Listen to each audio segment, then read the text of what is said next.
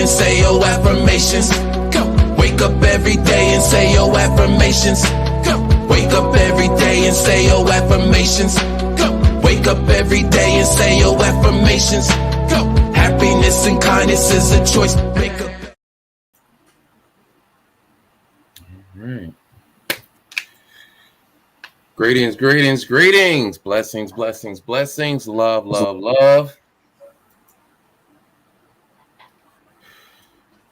Let's see if we plugged in. All right. On mine I am.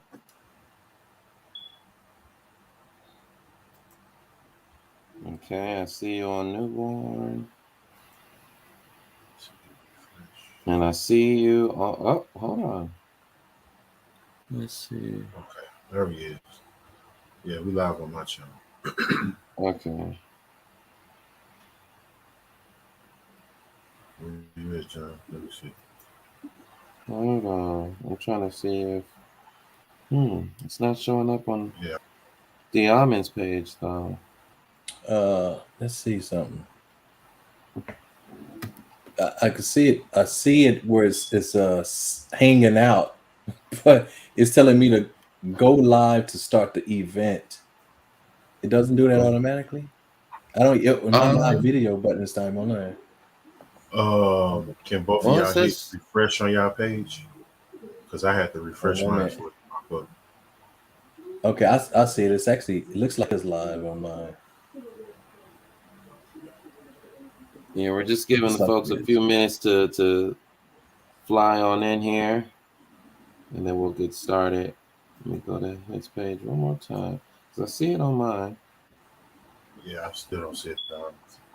Yeah. Oh, I see it on mine. You do? Yeah, it says it says I'm live. But okay. Let me see.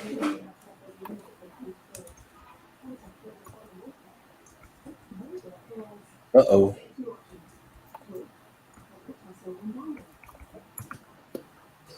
Try that. Yeah, so I'm in. I saw it came up. I made a comment. It's in there. Okay, well, let's go ahead and get it pushing, get it rocking. Greetings and blessings to you all. You are now plugged into the Things That People Don't Want to Talk About podcast, brought to you by God Level, who is currently handling God Level problems this evening. I am John Nicholson, aka John Skywalker, the Sly Talker, lyricist, spoken word artist, martial artist, lover of life, student of psychology, and father. And if you love hip-hop artists such as Common, Lupe Fiasco, Mickey Fax, Yasin Bey, you should stream my latest album titled Lightbenders, available on all streaming platforms now. Also, I will be releasing a new album this month titled The Law of Affirmations. All y'all got to do is type in John Skywalker on your music streaming device. Be blessed and receive. King Newborn, would you like to give us your intro, bro? Peace, peace, peace. It's King Newborn. You can follow me on all social media platforms at Newborn Everything. And as always, I am. I say, I am Sin Sabah Diamen Emir. I am Divine Actualizer, Soul Optimizer, Teacher of Spiritual Science, and all that you need. I am here in service of you. Ashe. Yes. Yeah,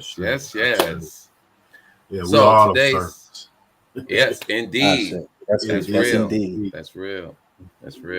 All the way thorough. Today's topic is about mastering your ego. We are going to examine, explore, expound, and explain what the ego is, its functions, its qualities, but also how to master it. I want to remind our viewership that the contents of today's show is not to be taken as professional advice, and to please use your personal discretion in using any of the information presented in this space.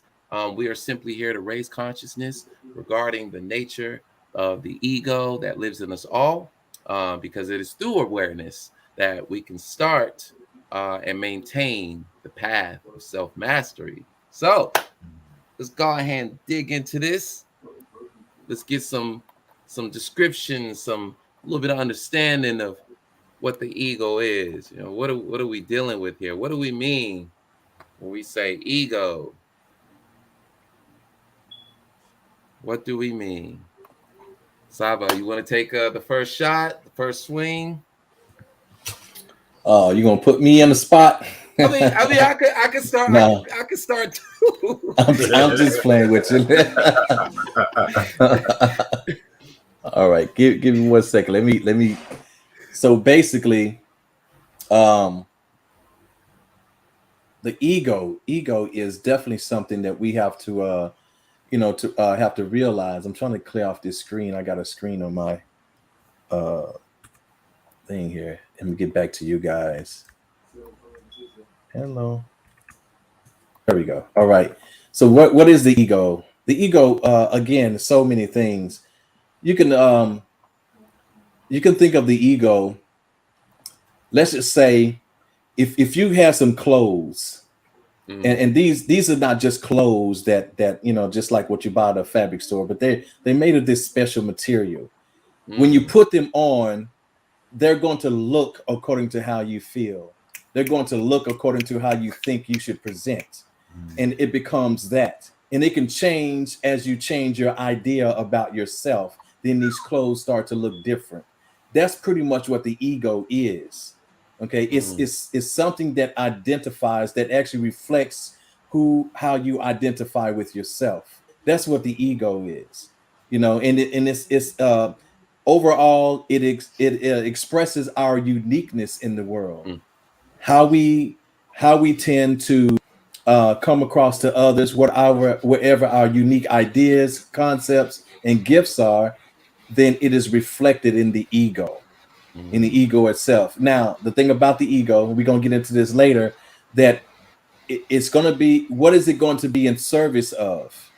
And it's going to, whatever the ego, remember, you got these two sides to yourself. You got the light and the darkness.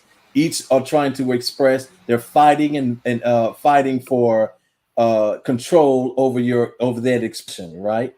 So which is the ego going to fall up under the influence of? The light side or the dark side? And it all depends on how you identify, So the ego gets a bad rep, but literally it's a passive element. It's a very passive element. The big thing is how you identify with yourself and what it is that you actually want to present to others. That becomes the expression of the ego. And so I'll leave it right there for right now. King Newborn, any comments? Talk about how you conceptualize the ego. What do you think of when you hear the ego?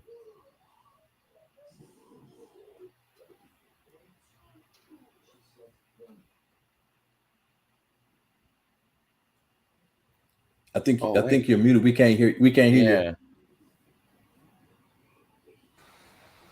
Hello. Okay, there you go. Yeah. We got you there. When I first encountered the word ego in my early years, I associated with demeanor, confidence, and cocky, because I didn't understand what your ego was per se. And I'm pretty sure it's people that are looking in that can say the same thing. And we also make it a negative connotation. When you say ego, egotistical, and that's not really what it is. So I'm gonna stop right there because I do want to be broken down before I start digging in areas I want to dig in. And so I'll put that on YouTube. Right. Master Skywalker. All right. Fair enough. So the first thing I think of when conceptualizing the ego is what's that?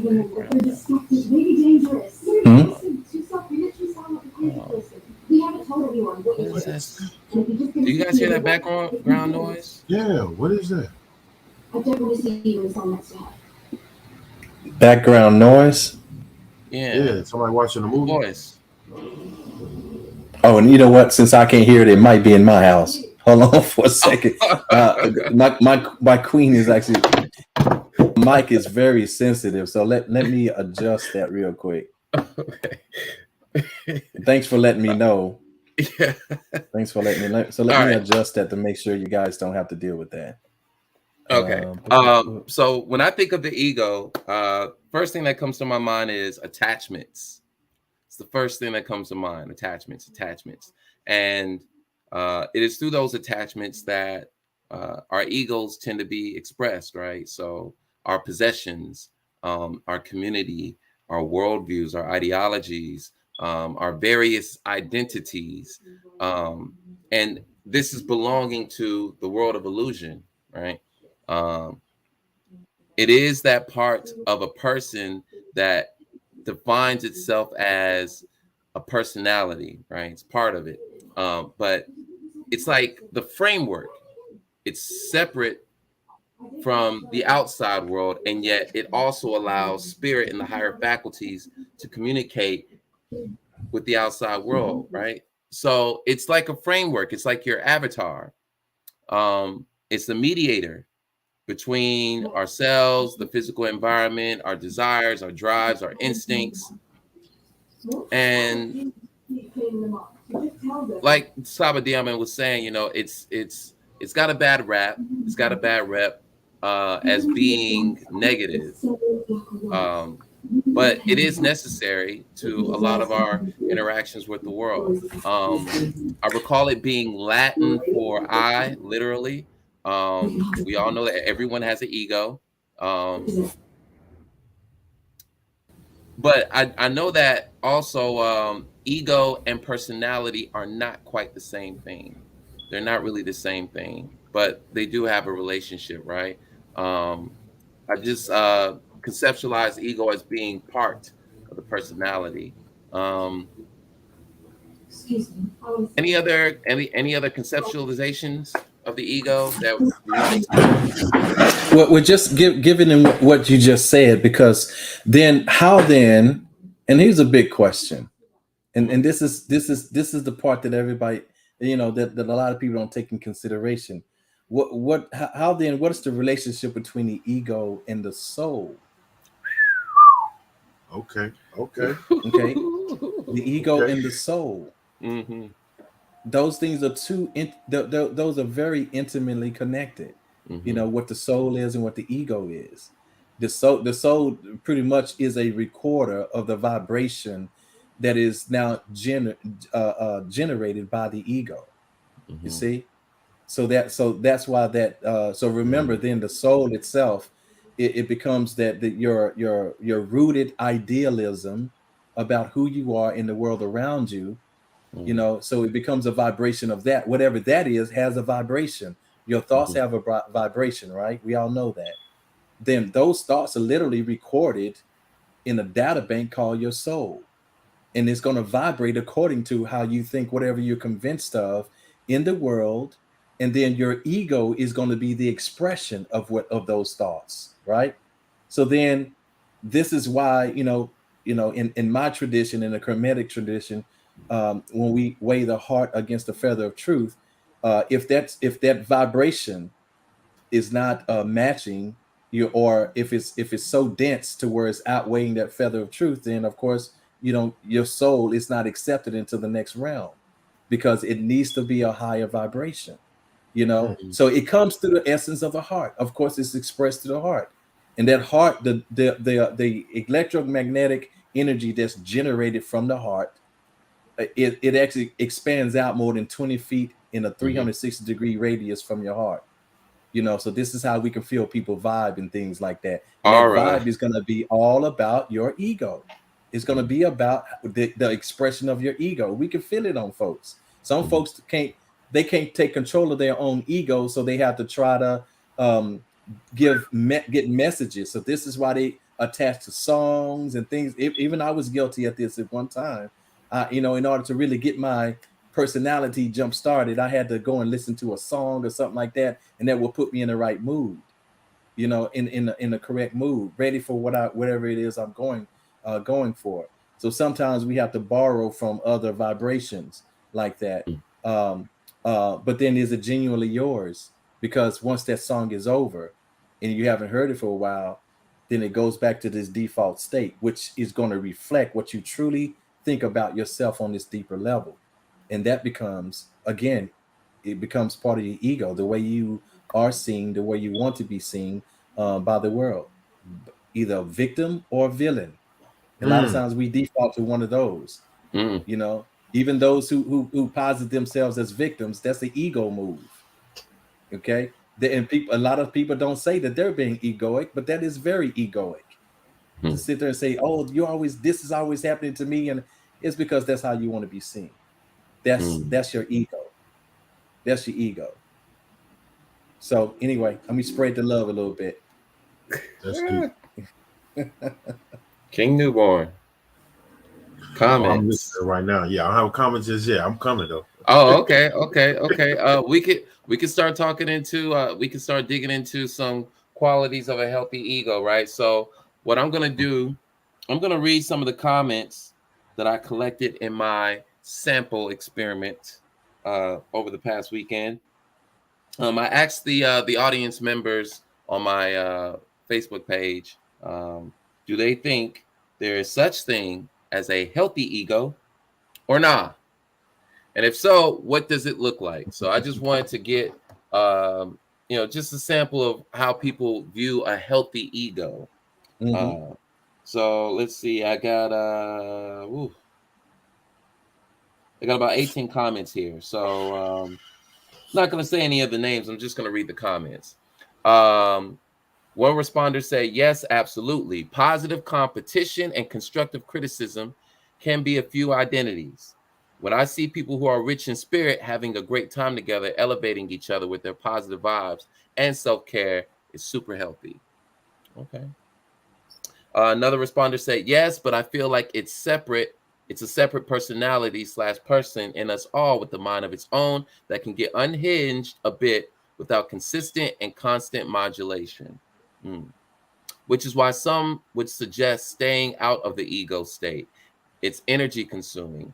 I have a hard time modulating my ego state all by myself. It's too strong for me, which is why I call you to help me tame it. Okay. Let's see. Another responder says, our egos drive our behavior and feed off of our social, emotional, and cultural connections. Our brains are built to learn, and having a healthy sense of self-awareness aids this process and allows us to evolve and thrive simultaneously. So yeah. Another responder, absolutely. It serves the self, encourages others, and does not inflict harm. Oh, this is the quality of a healthy ego. Okay. Let's see. Oh, this one was from Jay. Yes, and as long as you can maintain it without downing others and believing you're better than others, then yes. Although other people's perception of you shouldn't even matter, we can consider the opinions of others.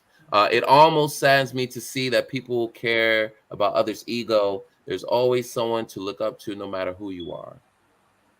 Okay. Let's see. Another one. As it's for protection. A healthy ego doesn't stand in the way of growth. Practicing mindfulness, self-introspection can help keep it balanced. Ooh, that's a good one. I like that one. Yeah. Let's see. Like, yes, it looks like confidence to me. Ego is not necessarily negative unless it is used in a negative way, such as for control or manipulation. Let's see. Skip around. Yes, without a healthy ego, self-esteem would be low, little to no love for oneself, which is a gateway to a slew of possible mental illnesses. I can see that. I don't think people need more ego than that, but I'm hypocritical in saying that because my ego in some areas is through the roof to the point of arrogance. I own it, though. That's what's up. Don't make it better because you own it, but okay. I mean, he's saying, hey, I know I'm aware of it. I'm responsible for it. So, okay. Yeah. He didn't say he's working on it, but he did say he's responsible for it. So, let's see. What else we got? Let's see. Yes, but it's a fine line between being confident and being egotistical. Ooh, I like this one. Absolutely, but but because it's held in check by other aspects, kind of like you can't have sunshine without the rain, sweet without the salt, and thunder without the lightning. You can't have a healthy ego with humility. Oh, you can't have a healthy ego without humility and honest self-reflection. You have to know what you are worth so that you are not taken advantage of, while simultaneously being humble enough to understand that you don't know everything. It's it's a balancing act, but it's one that is necessary to the happiness and success of your life. Mm. Okay, yeah. So this is I what love this it. is. This is the sample group. I This is love the it. I sample love group. it. Healthy ego. Mm-hmm. All right. You want to take a crack at it first, Saba, or healthy I was going ego? to ask you a question, Master Skywalker. I wanted to see, Yeah. what's your take on so like on a healthy ego. So on a healthy ego, does healthy ego equate peace and happiness? Nope. Oh, now, peace separate. Okay. Happiness, okay, happiness, yeah. When you say okay, happiness is a little bit lower, right? Peace It is up. is. Peace is up. Hmm. Peace is up. I'm not sure. I mean, Muhammad has something to say behind the that. ego is always in conflict, right? It's always Okay. battling with battling. It's always trying to manage these drives. So it's under constant tension because of the desires, right? So Buddha said life is suffering as it relates to desire. So ego is in charge of managing those desires. So if the ego has the desire to have sex, it's got to figure out what to do with that drive, right? Because it's the energy. It's this is like a shell. The energy's here. It's like, all right, where am I going to satisfy this desire? Where am I going to satiate this drive, this instinct, this impulse? What am I going to do about this? And the ego has some defense mechanisms in place to help manage it, right? But if it doesn't express a desire and it's always riddled with desire, how can it know peace? So you're saying that the ego doesn't know peace? Not true peace. Okay. Not true peace. All right. Well, that just means we got to really unpack what the ego is. We got to understand what that is. Because then let me pose this question. Let me pose this question. Okay. Can you exist without the ego?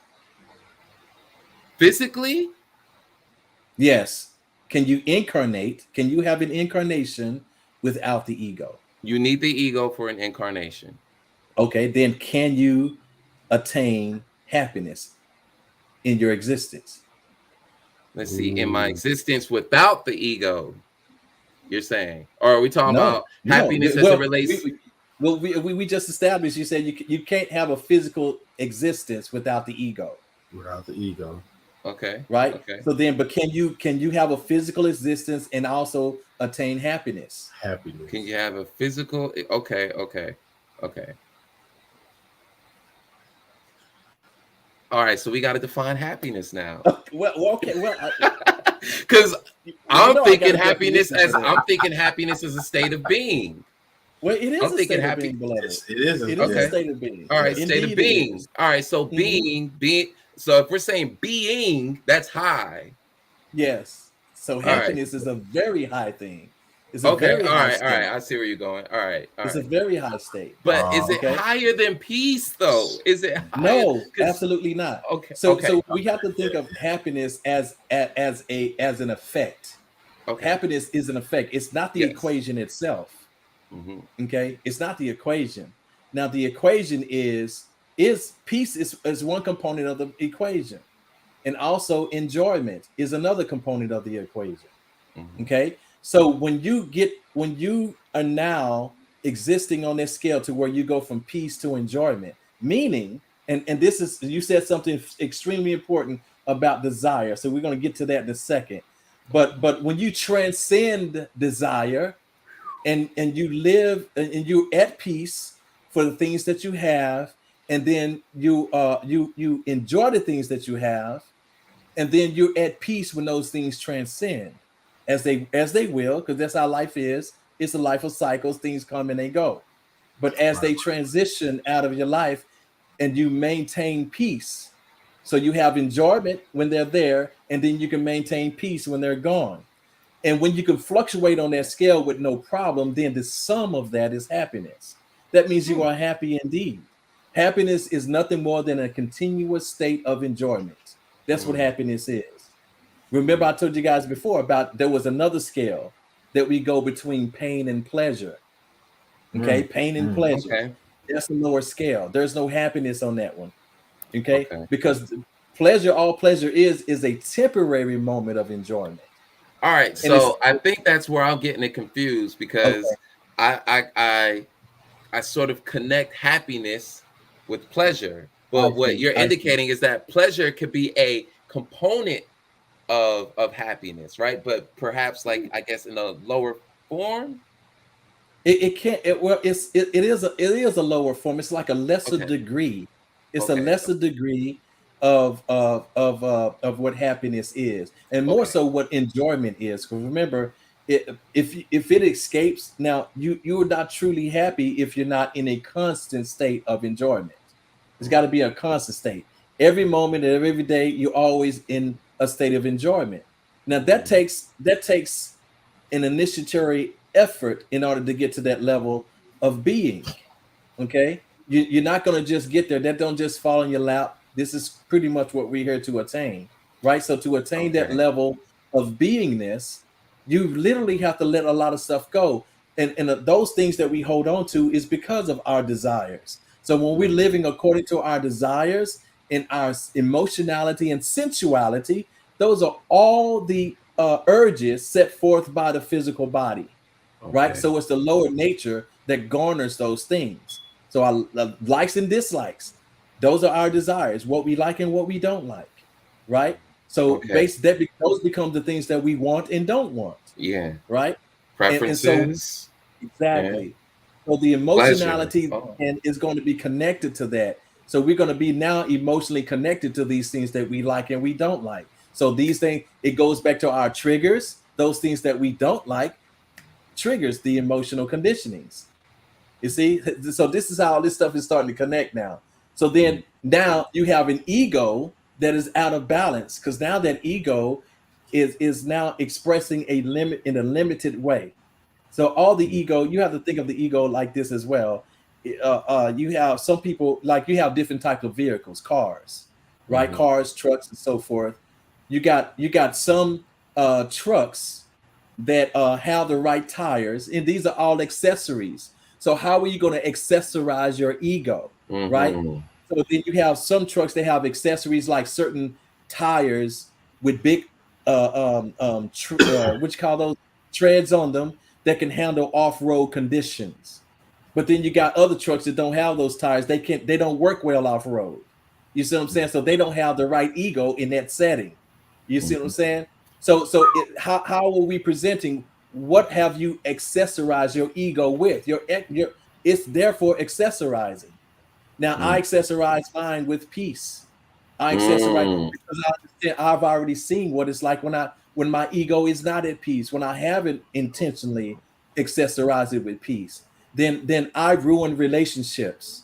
That's what I've done. You know, when relationships are really important to me, but I was ruining them because I didn't check my ego.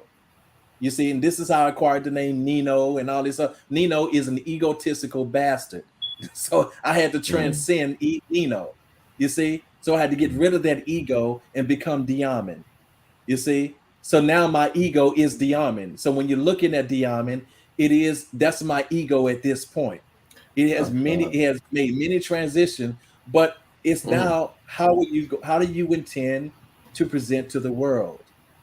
Then when you know what that is, when you know what your intended expression is, then you can accessorize your ego accordingly. What is it that you need to get rid of? What emotional conditionings you need to transcend, and which ones you need to develop? You see? So that's how you accessorize it. And that becomes your presentation, which is your ego. And that can lead you to a constant state of enjoyment in life.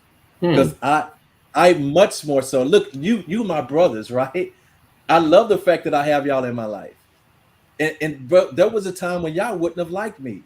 And Mhm. it would break my heart if I couldn't have y'all in my life. You know what I'm saying? So I had to accessorize properly my ego so that y'all can be here. Y'all wouldn't even be here if I hadn't done that. Okay. Okay. You know what I'm Yeah. saying? Peace. So this is pretty much what it all boils down to, is that ego is definitely, it's a part of who we are. It's part of our being. Is an aspect of our total being. What we do with it, because it Mm. is our unique expression. But and we're talking about healthy and unhealthy ego, a healthy ego will bring you peace. It will allow you to Mm. experience happiness and enjoyment. But an unhealthy ego is going to cause you to ruin relationships. Is going to because of its vibration. Remember, it's still operating off of it's the generator of certain vibrations in your life. It's going to determine what your situations are, and you're going to get a lot of the stuff that you don't like in life with an Mm. unhealthy ego. You see, a lot of people don't like to check themselves. You Mm. got to check yourself, people. You got to check yourself. I'm always checking myself. Always Mm. checking myself. So anyway, but that's all I wanted to say about that, though, beloved. So like I said, we have to fully unpack what the ego is. So we're not trying to throw it out, because that's like trying to throw one of your limbs away. You can't do it. Gotcha. Okay, can't get rid of it. Okay. So anyway, So in that, so you would say that the ego is also objective. I would say is definitely objective, but it also is subjective. I would Mm. say Okay. subjective as well. Yeah, Mm. it's subjective in its receptivity, but it's Mm. objective Mm. in its expression. So it's Okay. both. You see, Ooh. it's both. All right. So again, to receive and to be receptive to the right energies, we have to tear down those blocks, get Mm. past the lenses or the filters through which we see life. That itself can start to change your ego as well, change how you Mm. Mm. express. So yes. Mm. So I Change how guess, you I guess, express. yeah. So John, that would take us. I'm sorry. So Master No, Skywalker, that no. would take us to general conversations when I say when I enter into conversation, I say peace, peace, peace. So that Mm. way I acknowledge knowledge, wisdom, and understanding. Because the only way to get to peace, you got to have understanding. But the only way to get to understand, you got to bridge that gap and take it from knowledge and wisdom. But within the conversation, I'm trying to make sure I set the tone of whatever takes place. I still got to get to understanding. That's the only way I'm gonna Mm, make peace of anything that I'm talking about. So that helps me keep not just my limitations, but my unknowing of whatever the situation is I'm gonna go into, and not allow my ego to take over and become egotistical or something of that nature effect. So I think that's, I could be wrong, brother Diamond, but I think that's where Mm. you're saying that it's both objective and subjective. absolutely. Okay, okay, all right, I get it. Absolutely. I get So, you. Hmm. there's something also in that, what you just said, King Newborn, Yes, about letting the ego take over. That is an interesting phrase, to allow the ego to take over. So the ego is essentially a figment of our creation, right? So we created the ego. We are co-creating the ego, I would even say, because we need feedback from our environment, right? So we're talking about social situations. We're talking about our physical environment as well. Um, our community members, even just in terms of how we shape our worldviews, our morality, right? Ego. So to allow the ego to take control, are we suggesting here that the ego has a life of its own? Hmm. well, Absolutely for me, not. I'm gonna say for me, I'm gonna say no, and I'm gonna say that I allow myself, like we was talking last week, knowing your triggers. So I know certain things that I was attached to that I can associate a lot quickly to allow my ego to take over, and I'm not even in a thinking realm. I'm not thinking the whole process to know I'm supposed to do this. I'm not supposed to do this. I'm supposed to say this. I'm Mm. not supposed to say it. Matter of fact, my job at this particular moment is to just listen. You understand what I'm saying? So, so, so I'm gonna say no. I'm still in control. Well, I guess I'm speaking more so of now. But then, yeah, well, then, yeah, I guess you would. That would be a yes then, Master Skywalker. that it has a life of its own. Yeah, I gave it a life. Well, that's It why was I said autopilot. listen, there's never a scenario where a bowl fills itself. All right, a bowl That's cannot true. fill itself. That's Okay, true. remember that in the grand scheme of things, if everything that we experience, however we express, it is consciousness that's at the controls. You are consciousness. You are consciousness. So no matter And what you do, you can't you escape. have an ego, right? Yeah. You have an ego, but Yes. you are consciousness. Ego is in Yes. your possession. That means it's going to express according to your level of consciousness. Exactly. Mhm. Exactly. Okay, It's but I want to challenge once again. So isn't the ego somewhat unconscious, or is it conscious? No, the ego doesn't have consciousness itself. No more consciousness than the consciousness that is you. You are the consciousness of the ego. Yes. Yeah, you are the but remember, if we're talking about like a vehicle of expression, it's still you have to get in the car. That car ain't gonna drive itself. Okay. Regardless of all this AI they got going on nowadays. They might be proving me wrong with modern technology, but let's go back to the old school, okay? And let's not even think about today. But the thing about it is that you still, but even it took consciousness even to create these new cars that can drive themselves. And it's still consciousness is at the control. It still have to be programmed and set by consciousness, right? So so either way it goes, that's like the ego. It is governed and guided by consciousness, which is you, but it itself doesn't have a consciousness. It in fact it can't even exist. It's unique to the consciousness that it's attached to. It won't exist without consciousness. That consciousness is you. So that's what's to be understood there. Okay. So do we program? Okay. So let me hush. King Newbor, you were about to make a statement before I started talking. No.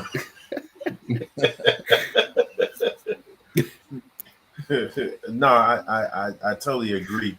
Now, well, no, let me say I totally understand the portion in which that brother the Amin is speaking on, but it also helps me better understand Master Skywalker, your provocative thoughts. Yeah. Thoughts. Yeah. So I definitely understand that, and I can say that from a conscious or cognitively speaking, I created that ego, and that ego was created based off a series of events prior to. So I developed the ego about particular things that will, how do I say it, positively. Way to put it positive.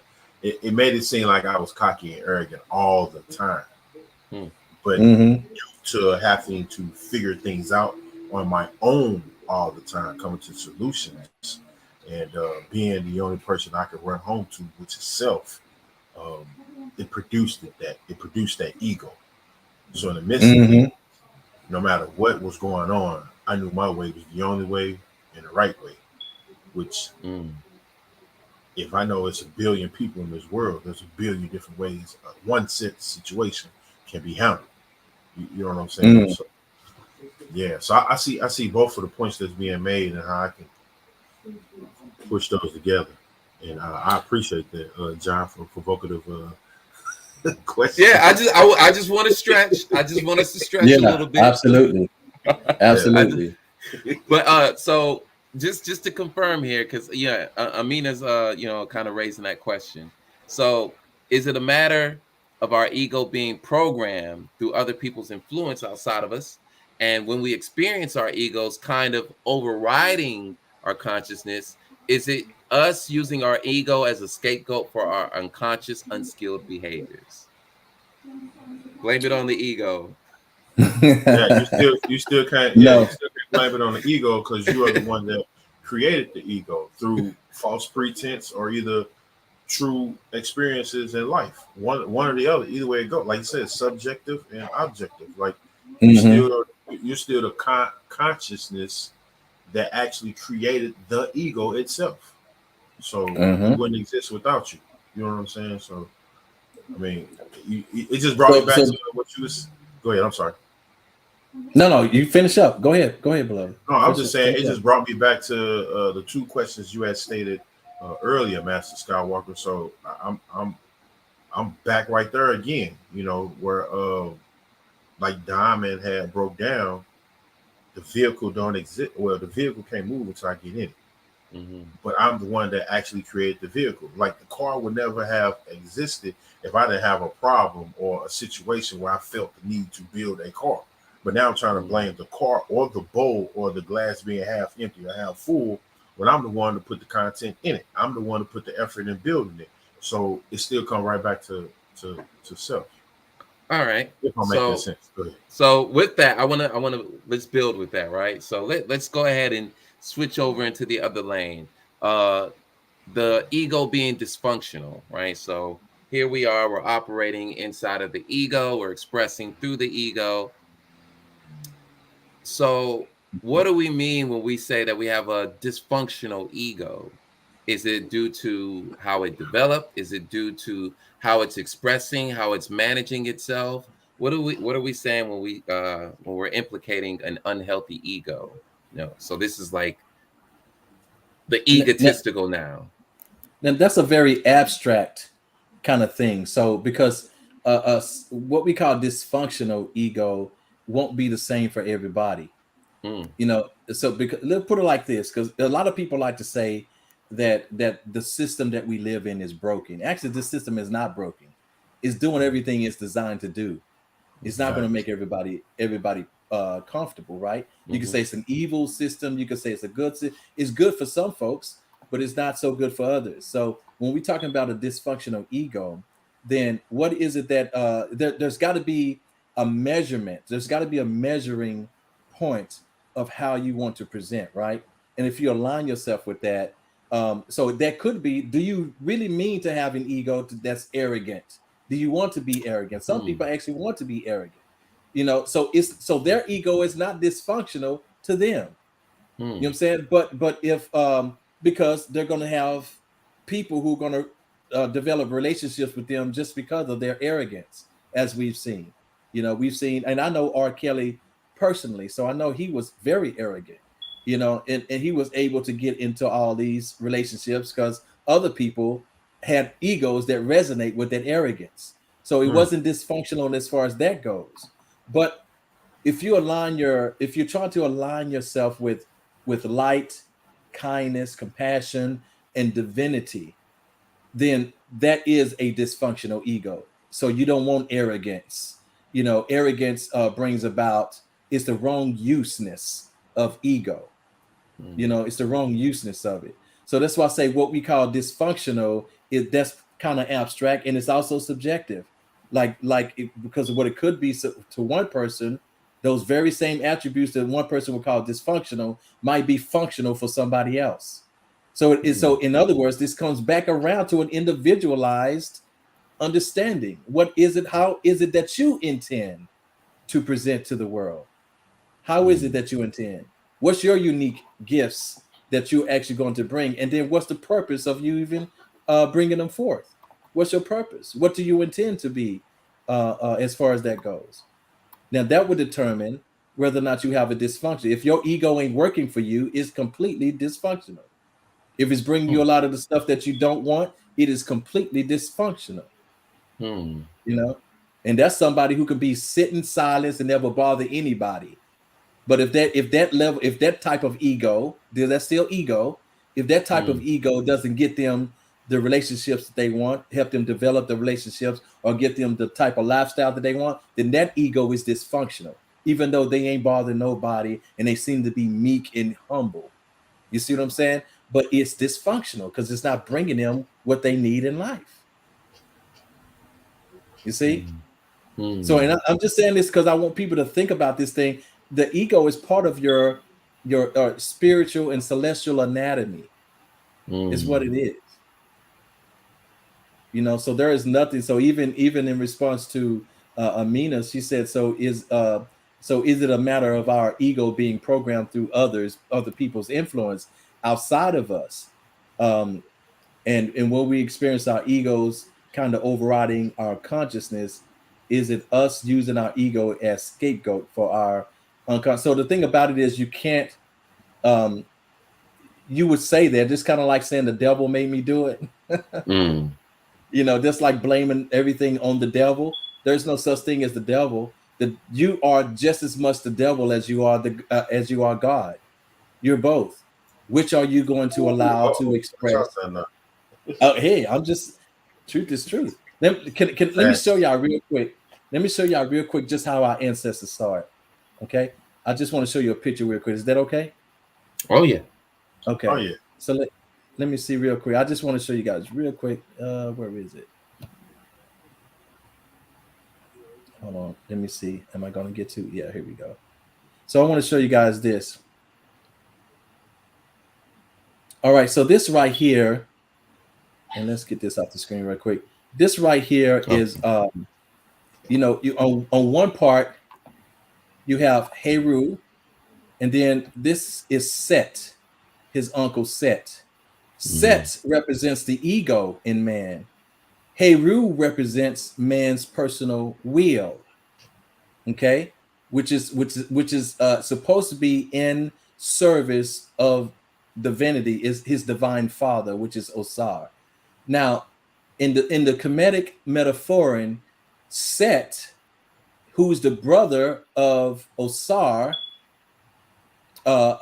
usurped the kingdom by killing Osar. So this is now the ego has now taken over a divine kingdom, and divinity is no longer being expressed.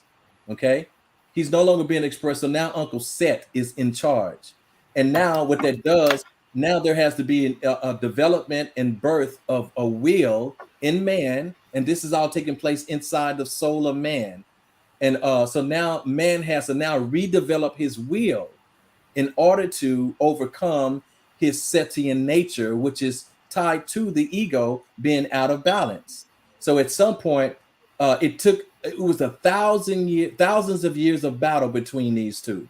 So Heru, when Heru was born, he wanted to take his rightful place in on the throne. So he had to fight his uncle for thousands of years. But but Heru first was seeking vengeance. He was seeking vengeance. He was arrogant. That's the thing about another Heru nature. You can be very arrogant and everything else, but that's also in alignment with the ego, right? With the displaced ego. That's why he could never win a battle against his uncle, because they were the same. But it wasn't until he got divine direction and divine counsel from Jehudi, which is the higher divine will, has now informed the lower personal will of man. And now when that happened, now he's transcended that emotional condition of resentment and stuff, so that when he came down the road ready to battle his uncle again, his uncle saw, oh, I'm not, he knows what he needs to know. I'm no match for him. So now the ego is defeated, but not necessarily eradicated. What happens is, once Heru binds the ego, or Set, his uncle Set, his mother, Set, frees him, and what ends up happening is that the ego is now reassigned to do other duties, because now this ego, that's where our strength comes from. That's where our confidence comes from. That's where our will to push on and to be, and our boldness to be who we are. But now all that's in service of divine light. You see? So now Set finds himself at the front of the bark of Ra, fighting the enemies of Ra, where Set originally gave birth to those enemies. He was the father of those enemies before, but now he's on the bark of Ra, fighting on the side of Ra, fighting those enemies.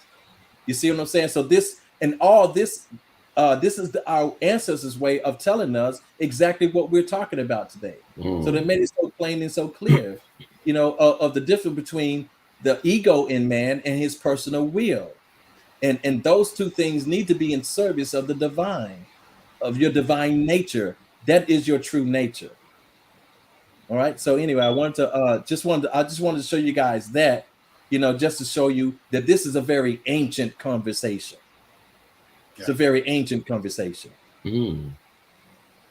So we're just it's coming back like the afro and like bell bottoms. Here we are again. Facts. So Facts. I say, so yeah. So anyway, I just wanted to point that out just to show you guys how it was personified with our ancestors, and also this is a part of it all. It's not something you can get rid of. Like they couldn't get rid of Set, because Set is part of the balance. Your ego is part of the balance, but it's not. But it's up to you to determine how it expresses. It needs to be expressing in service of the light, so that it can be in service of others. That's what I love about my brother King Newborn. I am of service. I am of service. I am of service. That's a balanced ego. That's a healthy ego. To understand that, because once you understand you're in the service of others, you understand your connectedness with others. You're exercising reciprocity. What I do for others, I have also done for myself. That's a healthy ego. All right. I want to say peace. There. Hold on, Master Skywalker. Let me just say this little part real quick. Master Skywalker and Brother Diamond, you both play a big role in confirmation of me understanding being of service. I'm going to say furthermore, the past 2 weeks, including just recently watching The Woman King. There was you watched it? I'm not gonna speak. I did too. I saw it last night. Oh, I'm behind.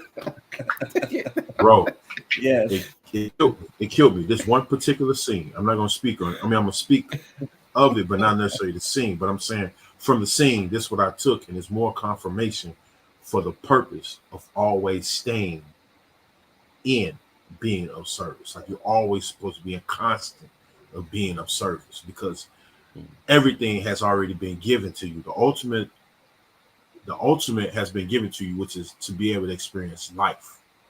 And for that, you have to stay in service. You have to. I'll say.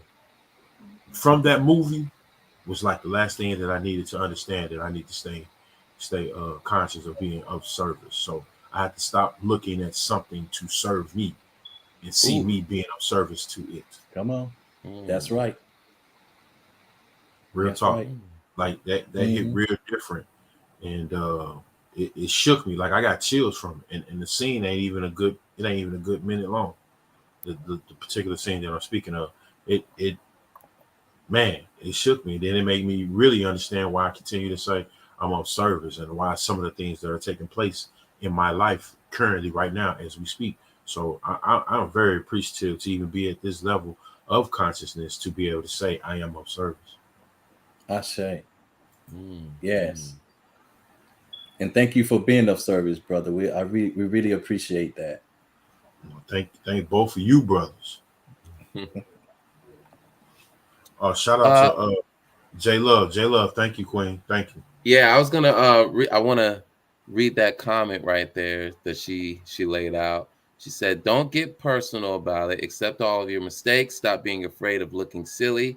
Know that the ego never dies, knowing that you aren't the best. Look at the ego as if it's another human being. Stop bragging. Be thankful for the little things you have. Humility, huh? Humility." But isn't the ego a bit tricky when it comes to, virtues and such? Hey, right? Yes, absolutely. Because the ego would love to just attach itself to that word humility, or the word altruistic or compassionate.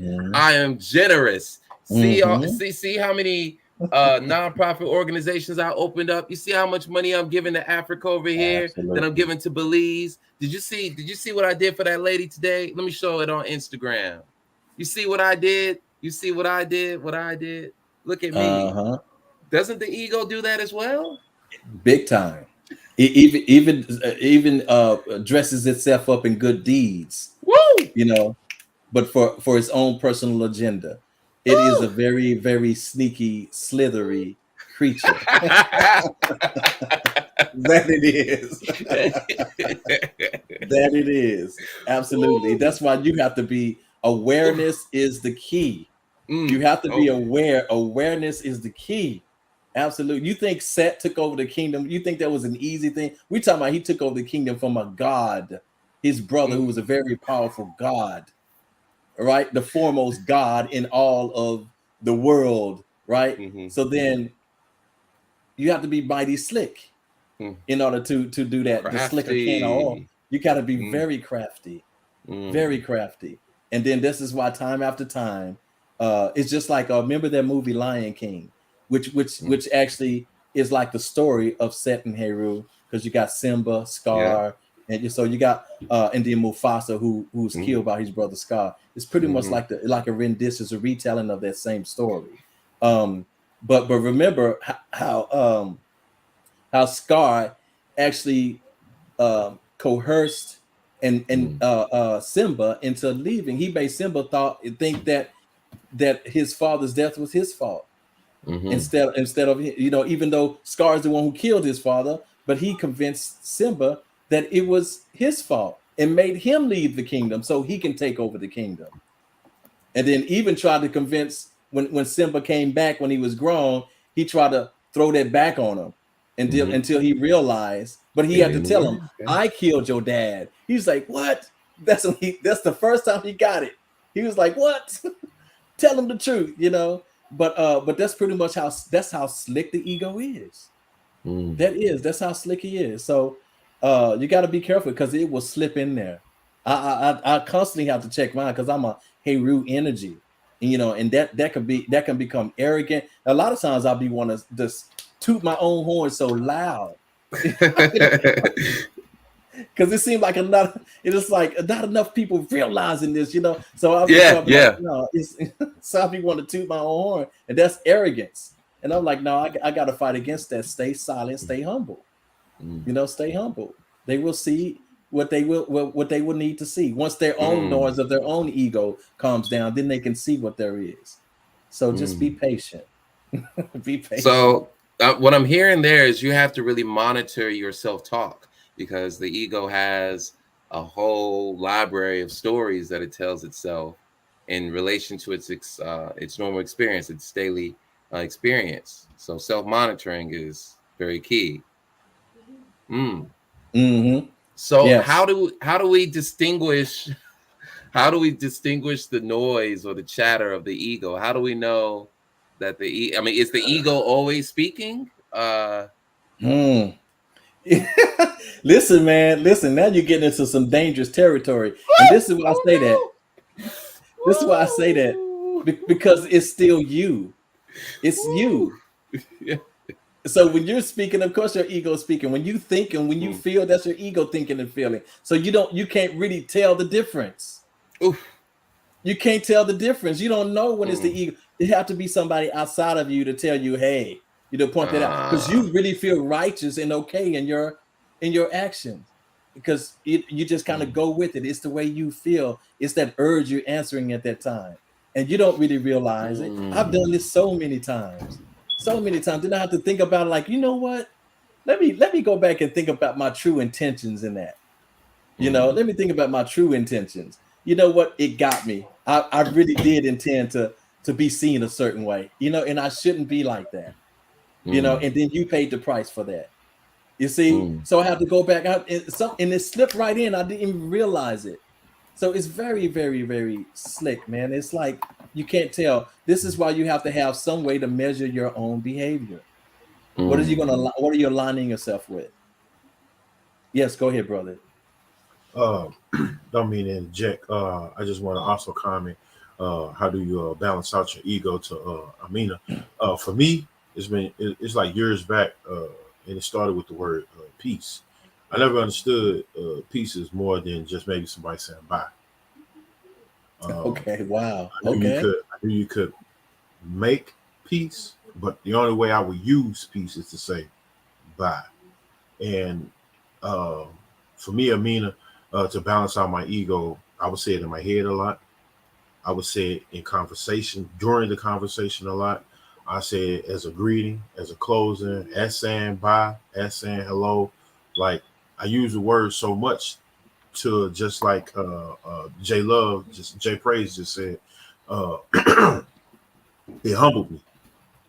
It made me think way more to where I thought I was an overthinker. I'm a super overthinker now. Cause like I have to monitor everything I'm saying, the way I'm moving. Am I moving correctly? Am I in alignment with whatever my goal is? Or like Brother Dahman said, my true intentions. Like, do I understand my true intent? Because if I don't understand my true intent, there's no destination for this vehicle to go anyway. So I'm just Mm-hmm. all over the place. You know what I'm saying? So based off of just that word, uh, being having that word broken down to me from an elder, it just changed. Like it was like a bomb went off in my head. I was like, wow, Mm-hmm. wow. Mm-hmm. So that was a huge shift for me. I'm not saying that the word peace will make a shift for everybody. I'm just saying that was for me. So it was a humbling experience, like Jay Prey said, and to balance me out, I had to be more conscious of all my decisions, my choices, and my executions, which fall back Mm-hmm. on the principle of knowledge of self, which understanding knowledge, wisdom, understanding, culture, which is 1, 2, 3, 4. By doing those particular set things, it gave me power, which would be 5. So knowledge, wisdom, understanding, culture, and power. So if I did it in that particular order, it helps me balance me out 24/7. I'm not saying Gotcha. I'm super at it all the time, but I practice it so much before I really do something. I try to foresee whatever it is I'm going to do before I do it. Mm. So it gives me Gotcha. balance. Yes, sir. Yes, sir. Mm. Could be circumstantial, of course, but as with pretty much everything that we've been talking about, mindfulness, it all begins with mindfulness first. But also, what Saba has been hinting at is, there's a question of who are you trying to become, or who do you see yourself? Like, what is your ideal, right? Mm. And your ego, if it's supposed to serve you, should be aligning with that. So, who are you in terms of your environment, right? Your environment should be able to give you the feedback that you need to know if you are in alignment with your ideal self, if you are in Mm. alignment, right? So you need feedback. So let's just say, for example, I being humble is part of my self concept. Being peaceful, being amicable, being intelligent, being creative, being emotionally intelligent is part of my self concept. So I am beckoning from the environment, my peers, my community, folks at the store, at the gym, in my household. I am charging them to give me the feedback that I need to know whether I'm behaving according to who I say I am. So if the ego claims to be generous, then my social environment should say, yes, John, it should confirm that you are generous. And if it's not, I should inquire as to whether I'm behaving or responding appropriately, or if their interpretation of my behaviors, of my expressions, if their interpretation is, skewed. So I have to reconcile that, right? But if you're talking about balancing, I really think one of the even deeper questions is, who does your ego claim to be? Who does it claim to Mm-hmm. be? Exactly. Yeah. Exactly. And I'll say as a test for everybody, write down all the characteristics in which you intend to be, like how you think you are in the world. All right, everything you intend to be. I'm loving, I'm compassionate, I'm good, I'm happy, I get along with her. Write those things down, and then go to at least 10 people, 10 different people that know you, and ask them, do they see these things in you? Like do you agree? And ask them to be brutally honest. Give them room to be brutally honest. And if you get if you get less than 80% of the people saying that you're not, well, if you get 80% of people saying that you're not, then you got work to do. Okay. And then if you get 80% saying that you are, then you got a little bit work to do. But remember that other 20, because 20% of the people are going to view you based on how they feel about you, which has nothing to do with you. Has nothing to do with you. Okay. So you want to ask them that, and that so you want to get at least an 80% agreement that this is how you come across. I agree with that. This is you. All this is you all the time. And then if you can get that, then you are on track. You're being who you intend to be. But again, 20% of the people in your life, they're going to see you according to how they feel about you, not according to how you're trying to be.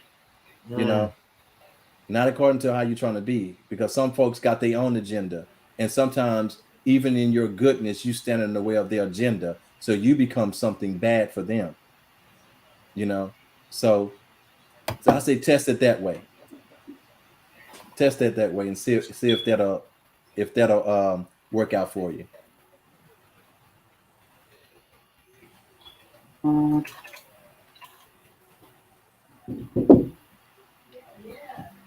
All right. Let me ask you guys, can you still did my background lower down a little bit more? Is it good? It's Can you quiet guys now. hear me? Oh, okay. Yeah. Okay. All right. So you guys can't hear my background anymore? No. I don't hear any background. Okay. So I do have another so let's take a step back in assessing the qualities of an unhealthy ego, right? So we're talking about, let's say, for example, being manipulative, criticizing, judging,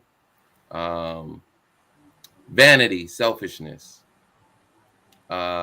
taking offense easily, taking things too seriously, being too critical, being uncooperative, constantly worrying over little things, rumination, resentment, superiority, inferiority,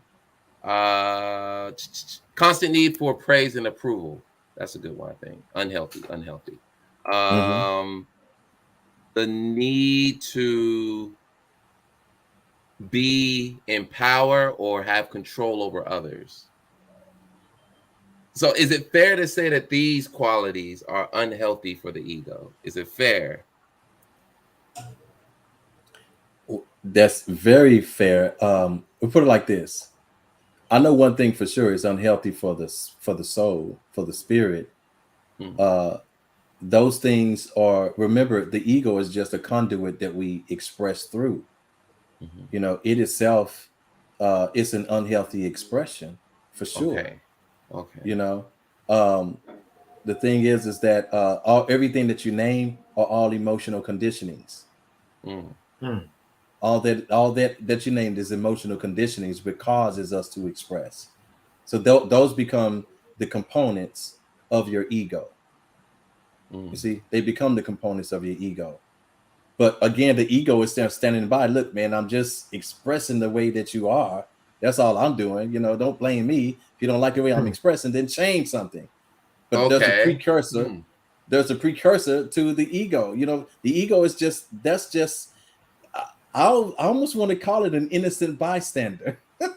The ego is very passive in its expression, but it's still going to express the emotional conditionings that are there, the subconscious thoughts that you hold within yourself, your own identity that you hold within yourself is going to come through and express through the ego. You see what I'm saying? So that's why originally I described it like an outfit or some clothes that you put on that's going to express how you feel. That's it's going to become the colors that you feel. It's going to become the texture that you feel, the material that you feel. And as soon as all that stuff changes, then it's going to change as well. The way you look is going to change. The way you appear to others is going to change. So So really, an unhealthy ego would definitely equate, without a doubt, to an unhealthy self-image. Okay, here we go. Okay, There we go. All right. that's what it expresses to. Unhealthy self-image. Mm-hmm. All right. So Hmm. again, naturally, we're just saying naturally, these expressions are going to have their own consequence. So being Yes. vain, being selfish, in order for the ego to express that, there's somewhat of a social environment, I would imagine, right? So in order for it to be uncooperative, who is it uncooperative with? And Mm-hmm. so therefore it would have a consequence, being uncooperative in this social experience, and that one, and that one, and all of them. Mm-hmm. So there's a natural result, a natural resort, a natural result. All right, so I guess the other question is, on the inverse, can you have a healthy ego in a hostile environment? So being cooperative in the hood.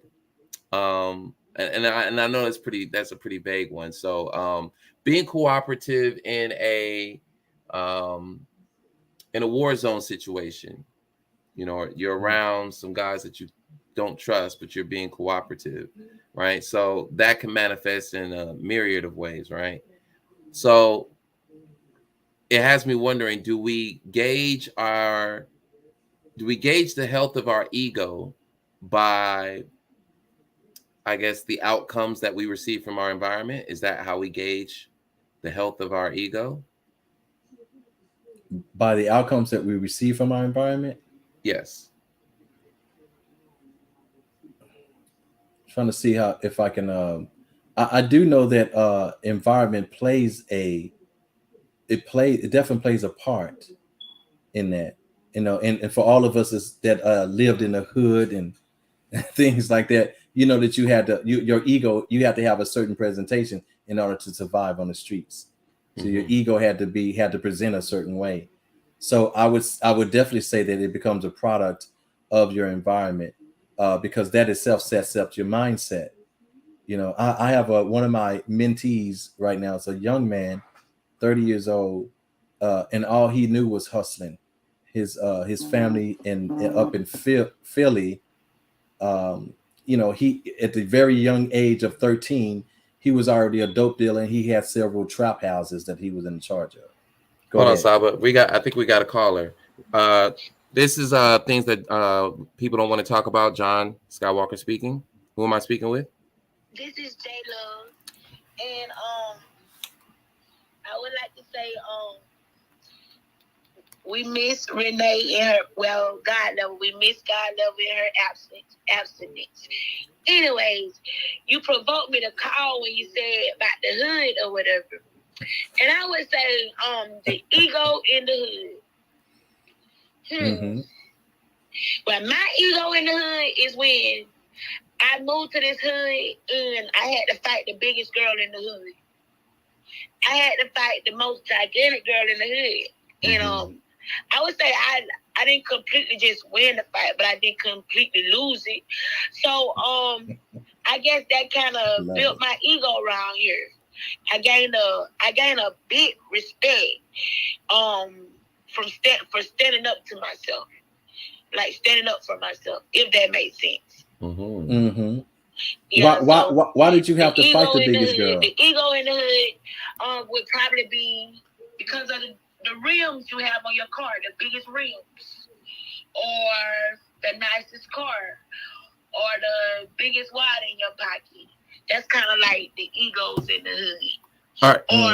Or what kind of pistol you told and stuff like that. But that's the thing of my past. But just speaking on what it's like having a big ego in the hood. Did you capture his did you catch his question? What was the question? Can you ask it again, Saba? Or hold on, matter of fact, let me just go ahead and just switch. I'll switch. All right. That's the question. Let me change it here. Okay, go ahead, speak. So why did you have to fight the biggest girl in the hood? Yo, Did you hear him?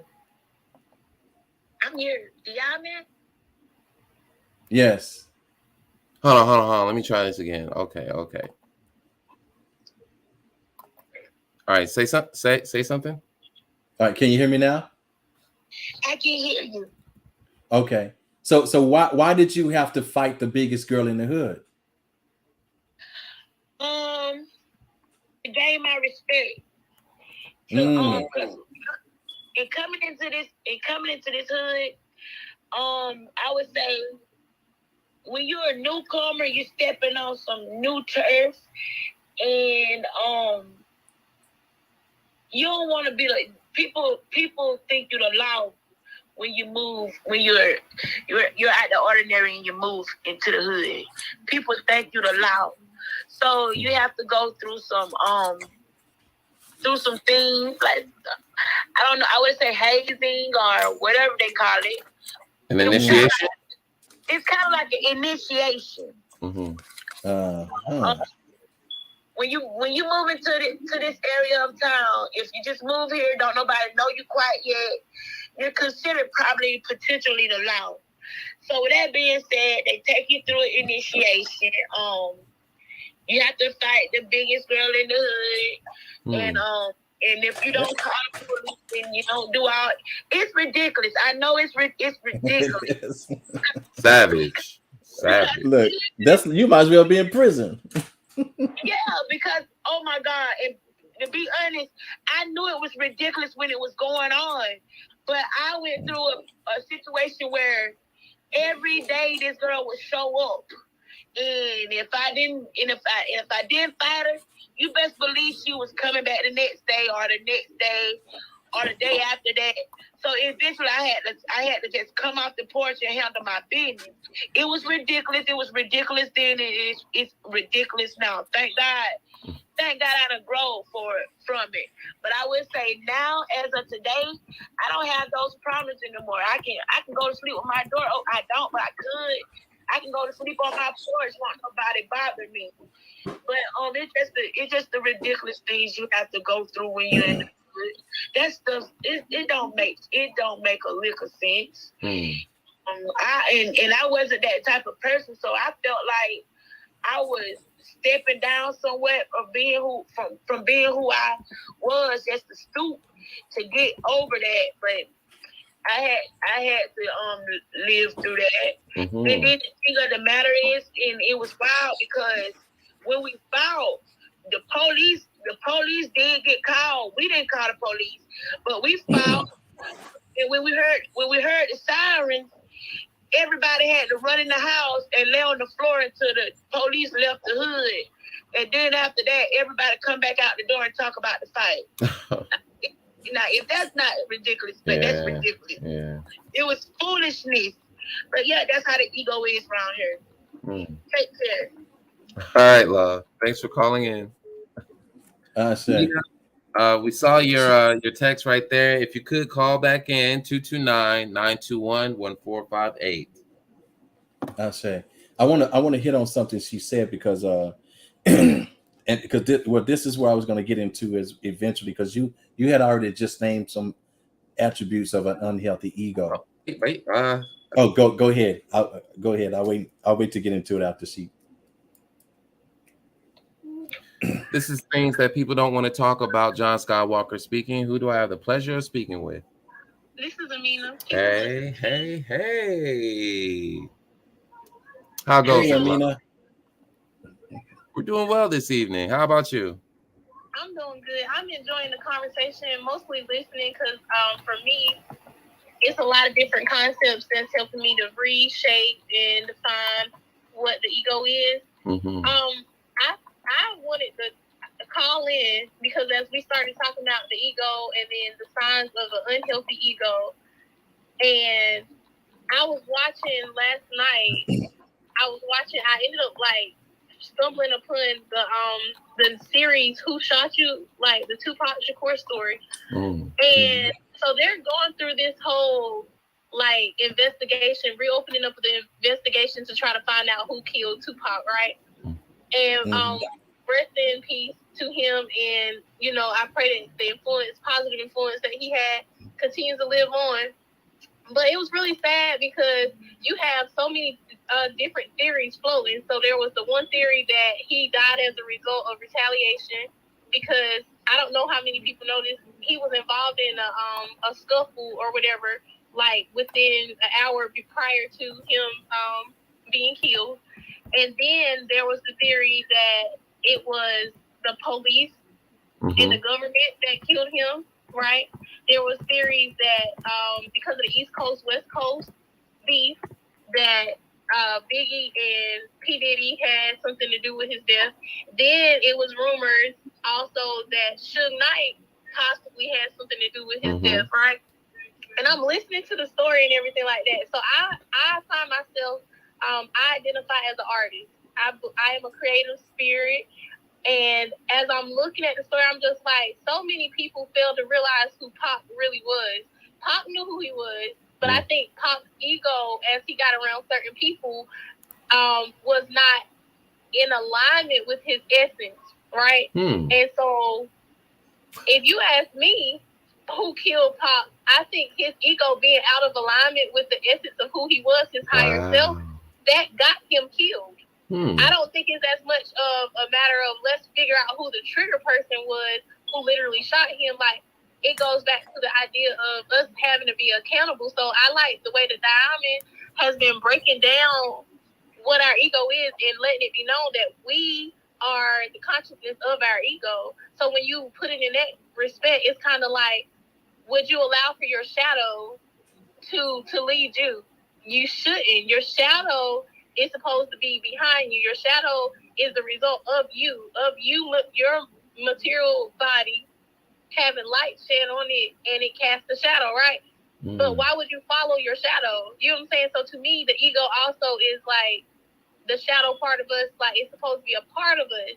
But some people don't have it in alignment. And so I really like the idea, because I was thinking about like balancing it. But I guess, like you said, it's better to think of the ego as a matter of expression and realizing who do you want to be, and then allowing for your ego to serve as, you know, an accessory in you having and acquiring the actualization of yourself.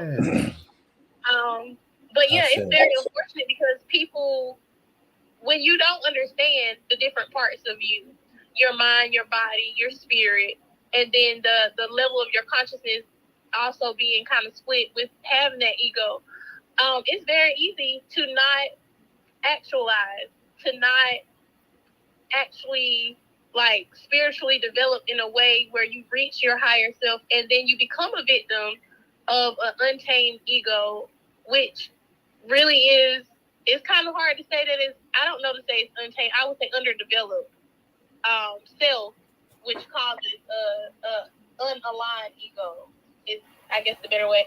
But yeah, I'm listening to J Love, Jay Praise, her story about like that whole thing, and I've had my fair share of what Aaron Magruder calls nigga moments. Oh, nigga moments. yeah.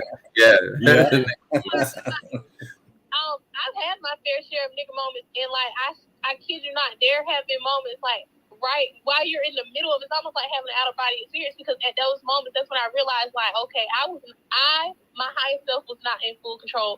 I was allowing for me to operate in my ego. Like, I know I would with certain things. And so it's almost like watching yourself having an outer body experience when you start reaching the consequences, the natural consequences of not being conscious with your ego. It's like, wow.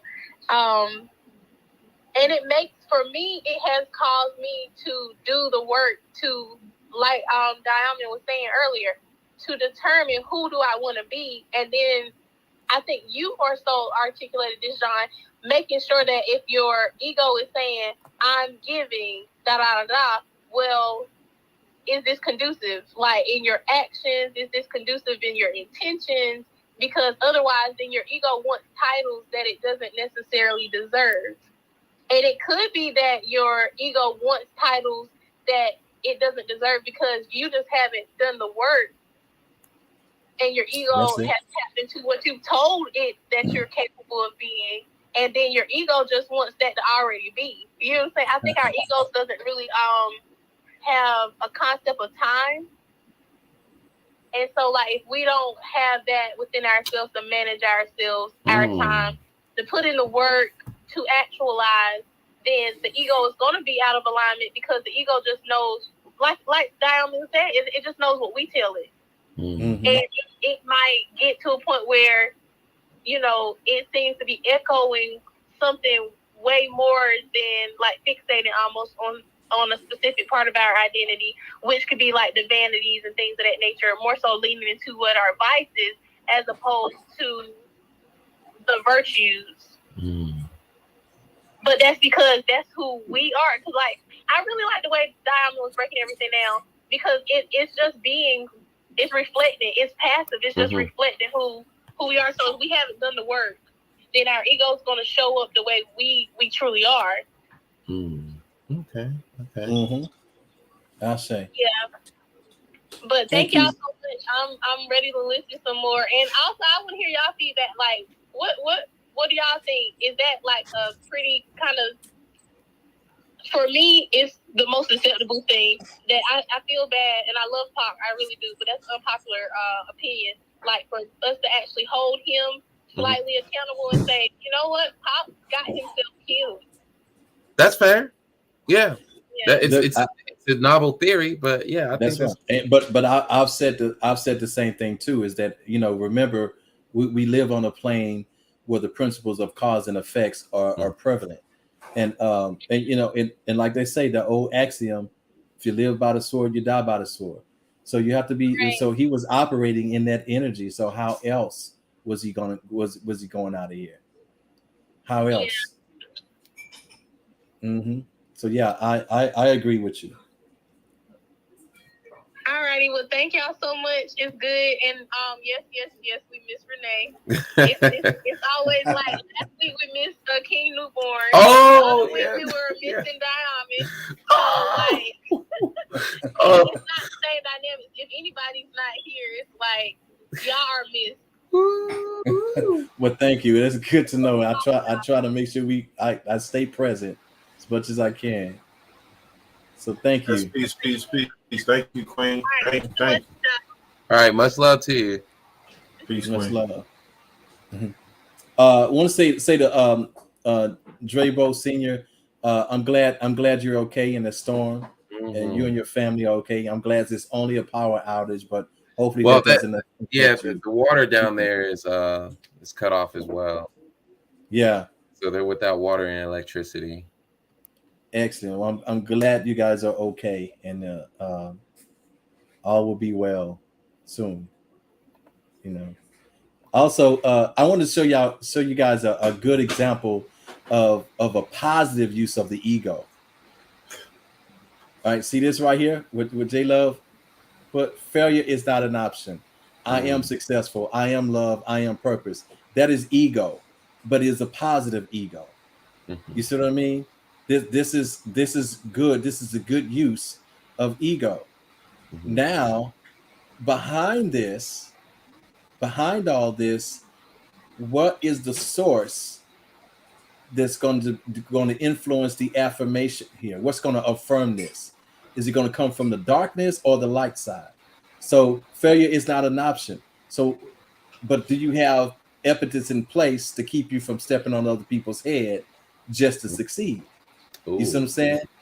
So then that will be an imbalanced ego, saying that, you know, that you're sacrificing your oneness with others just to succeed. But by all means, failure is not an option, and it depends on the situation, right? So you just think, but I thought this was a very good use, you know, of ego. And the thing is that you know, just understanding the sources which are going to affirm these affirmations, make sure that is coming from a source of light, your divine self. So thank you, J Love, for that positivity there. Nikki Pratt, can you call in, beloved? Yeah, the numbers are at the bottom, Yeah, 229-921-1458. Scrolling at the bottom, love. Line is open. I say. Now, while we're So, waiting on that, I oh, wanted go ahead. to I wanted to just kind of go over some other things. So, literally, rather than healthy and unhealthy ego, looking at just taking from the Set and Heru example, literally, Set was an unreformed ego, and then when he became reformed, then he was in service of others, right? So I call the ego reformed and unreformed. Those are the versions of the ego for me. And then so then an unreformed, these are the attributes of an unreformed ego. He asks to be respected. And he seeks to be respected, seeks to be loved, seeks to be acknowledged, seeks He the say love domination of others. Oh, love took too long to call in, so I got in front of her kind of real quick, like. Mhm. But I'm reminded of the Karate Kid. I know y'all all know that movie, the Karate Kid, Mhm. with the wax on, wax off theory. Mhm. mhm. So I say that to say this. You know, he started out waxing and doing little small things like that until he worked his way up, if you know what I mean. And I will agree sometimes a big ego can be destructive and it could possibly cause you to get killed or whatever. Mhm. But that's not my story, that's not my fate.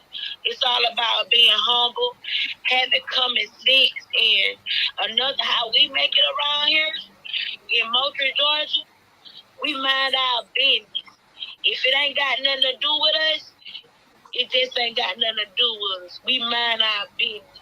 Mhm. I hear no evil. I see no evil. I speak no evil. That is not my concern. So if I'm over here cleaning bathrooms and such doing whatever they doing over there, I don't got nothing to do with it. If you know what I mean, Mhm. I'm just keep on waxing on and waxing out. And at this point, I have been through so much stuff in life, so many things I have failed at, to the point I refuse to fail anymore. I'm not accepting no failure. I refuse to fail, but I'm not saying I won't make no mistakes. And I'm not saying I won't stumble along the way. But as long as God give me strength, I'm going to dust myself out and I'm going to get up and I'm going to approach that thing again. Because that sometimes you get tired of messing up. And at my age, I'm 38 years old. Man, I ain't got no more time to waste on foolishness. So that being said, wax on, wax out. Wax on, wax out. And if it's, I'm gonna be doing something else. Just like I was coming on Diamond, your piano in the background is gorgeous. It's Well, beautiful. thank you, but you know, it's not. That's not an actual picture. It's a That's, picture. yeah, that's a picture. That's not. That's just a virtual back. But thank you for seeing me in such a space because I see myself there too. Thank you. But speak it into existence. I say that's it. Manifest it. Cause like I was saying, I have my tambourine. And that's it may be small. It may not be a big thing, but I might get on my neighbor's nerves. But you best believe I'm gonna sit on my porch or sit in my house and I'm gonna tap on that tambourine. I'm already a master at it because I've I been can playing imagine. I've been playing it since I was probably 4 or 5. But I can imagine. Just to get even more better at it, because I want to be the best. I want to be the best tambourine player, if you know what I mean. But yes, always humble. Even when you make it to where you're trying to get, still keep a humble heart. That's how you attract people. You know what I'm saying? That's how you attract people. And in my own calling, that is what needs to be done. I'm to attract people, to make people want to come in. So I'm gonna have to have a humble heart. Just like I was up on 2nd Street the other day. I be practicing how to preach the gospel and stuff like that. And a lady told me, she said, I love your hat. I love your hat. And the hat she just loved the hat so much. I took it off my head and gave it to her. Mm-hmm. I loved that hat, but I took it off and gave it to her because to her that was a token. To her that gave her hope. You know what I'm saying? Because she was reaching for something and she needed something to remind her of that pride we had. You feel me? So always being humble, always being the type of person to take the shirt off your back if a person needed. You know what I'm saying? But in my transition, if they tell me to go dust books all day, I might be like, dang, what I'm dusting books for? But what you're supposed to do, my grandma always said, wipe your mouth and go on. Don't question it. Just do what you got to do. You know what I mean? Yes. I guess it's like when you playing on a football team, and you want to be the star player, but you just ain't gonna just come on the team and be a star player. And I'm also reminded about, and I'm hurry up, I'm almost done. And I'm also reminded, well, I can sing very, very, very good. A very good singer. Probably could sing a lot of folks. But just because you can sing good, don't mean it's time for you to get the microphone. You know what I mean? However, I had to endure. I had to be patient. I had to sit in the quiet stand with everybody else until just one day I got that text and said, you know what, Miss Lamb? We gonna need you. We gonna need you to sing that song. You feel what I'm saying? It's about climbing the ladder. It's about being humble. I'm always humble. And I'm a person that had plenty. And I know what it's like to lose it all. You know what I'm saying? That's why I'm so humble. You can have it and it's gone. But I'm gonna say this and I'm gonna go. But I also said, I know y'all not biblical, but I'm also reminded, said, fret not of evildoers, because they'll be cut like grass. And he also said, touch not my anointing. I don't worry about things. I just keep going, and I keep waxing on and waxing out. Peace. Y'all hold it down. Yes, ma'am. All right. Thanks for calling in. Thanks for calling in. For sure. I say, King, did you want to address that comment of Love, Sean? I'm sorry, I was muted. I want Love Sean to call in. All right, yeah. I would like for Love Sean to call in. I think the other one was Nikki Pratt. Yes, Nikki Pratt. Is she still here? Hopefully she's still there. Yeah, I hope she is. She said, I have learned that my behavior and ego has been fed by unhealthy emotional conditioning. Ashe. I would probably never consider this if I had not aligned myself with some different people. Ashe. So again, environment. It still goes. Listen, I'm just saying that it's so many factors that play into how we express. So many factors. Our environment, the emotional conditioning coming from past environments and past experiences, our desires and what we like and dislike, and it's all kind of things. So this ego is a very complex creature. It's a very complex creature. You know, so yes, and Nikki, I see you there. So can you call in? Yes. But you were saying something earlier, Saba, before I was. Yeah. So I was talking about the components of an unreformed ego. So remember, the ego needs to be reformed. You know, just reformed. In other words, taken like and like correct it, in its expression. But it does that through all these other components we were talking about: environment, your emotional conditioning. So even getting over your transcending your triggers, all that stuff. Go ahead. Oh wow, wait, we got 2 calls. This is things that people don't want to talk about. John Scott Walker speaking. Who am I speaking with? Love, Sean. This is Love Sean. Hey, Love Sean. Peace, Queen. Hey, Peace. Nikki, hold on for a moment, okay? Nikki, I see your call right here. Just give us a moment here with Love Sean, and then we'll plug you back in.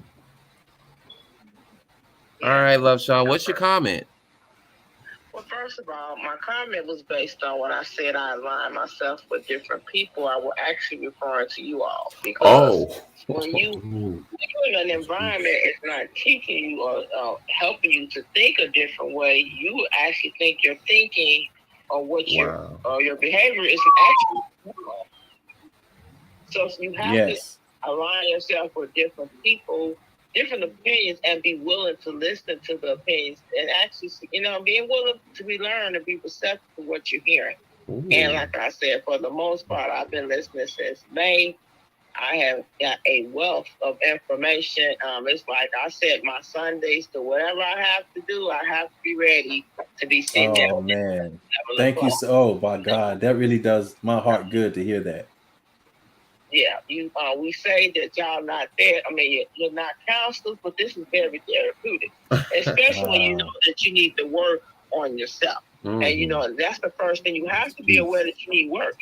I lived a life where, like I said, I'm humble, but I'm the person that I've always been. I'm a caregiver, and I realized over the years I've given so much of myself for caring for others that I have severely neglected myself.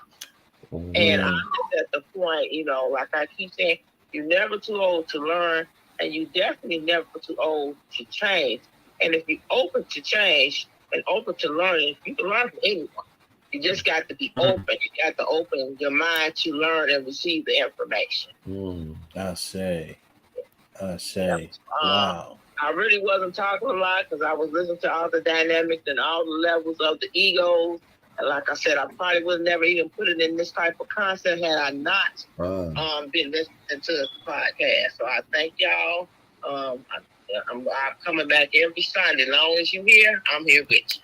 Hey. Oh, thank you. That's love. That's love right there. Peace. We are because you are. Grateful for you, love. I'm grateful for y'all as well. Keep doing what you do because it is helping. Don't stop. All right. We'll do. All right. Thank you for calling in, love. You're welcome. We are of service. Ashe. Thank you so much. Thank you. That just gave so much back to me. I really appreciate that. Love, Sean. They gave so much.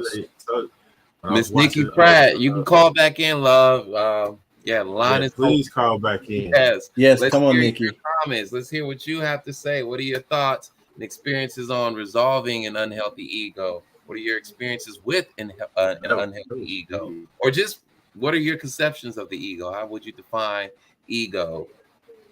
And that's even a good question right there for our audience.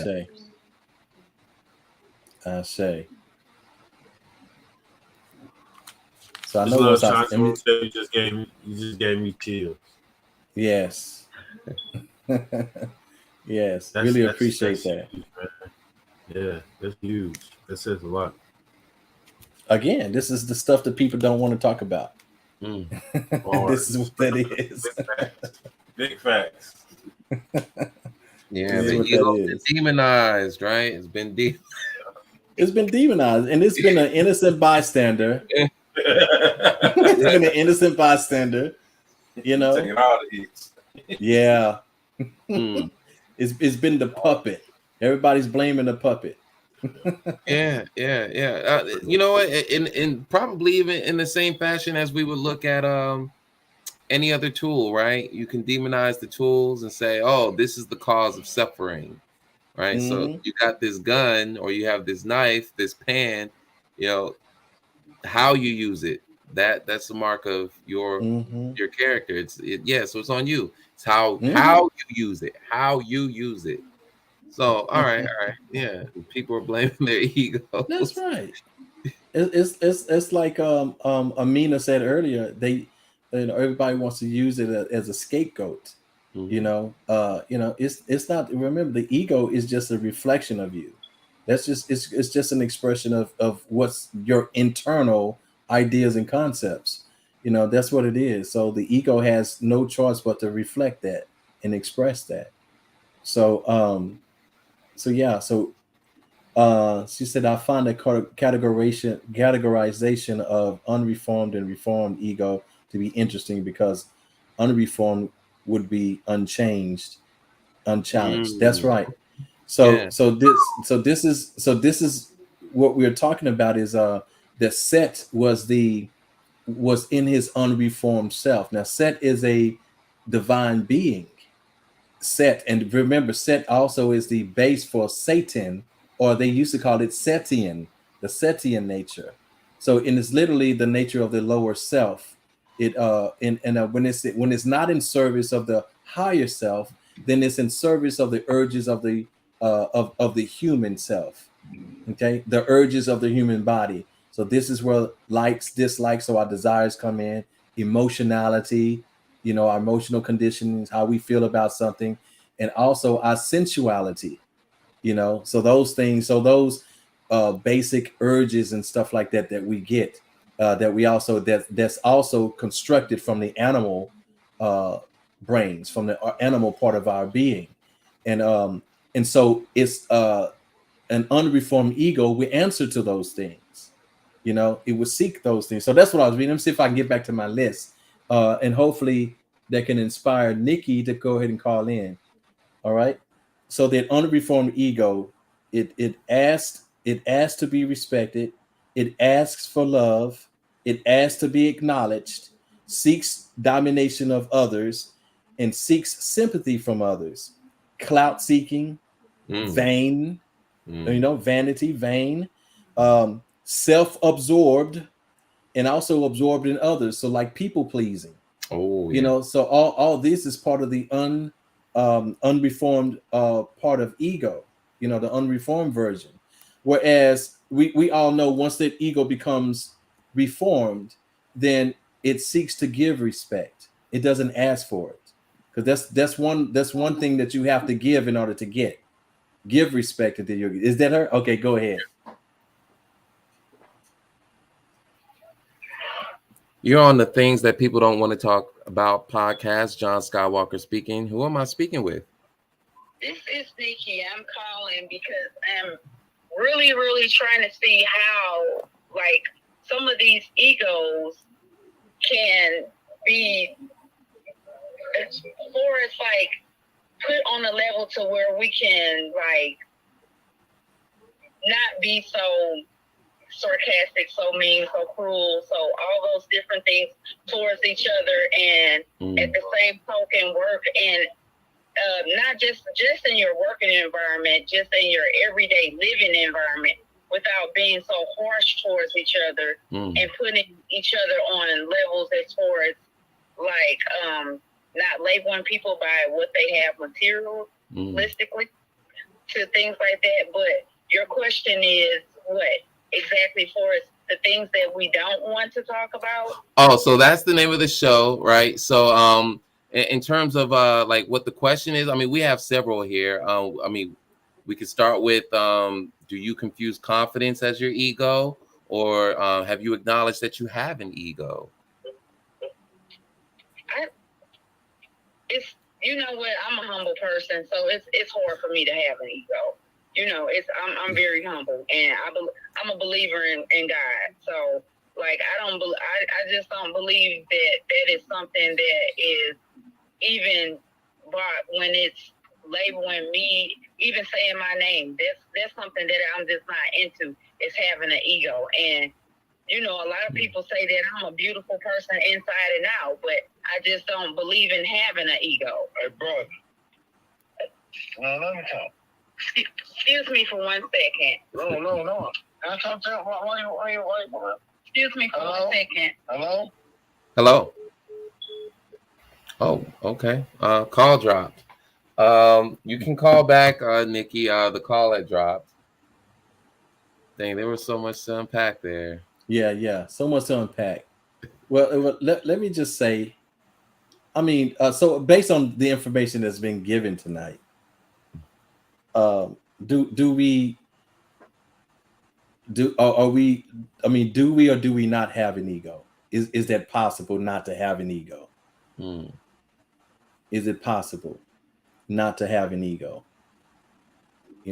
Based on the information given tonight. And again, take everything I say, with a grain of salt.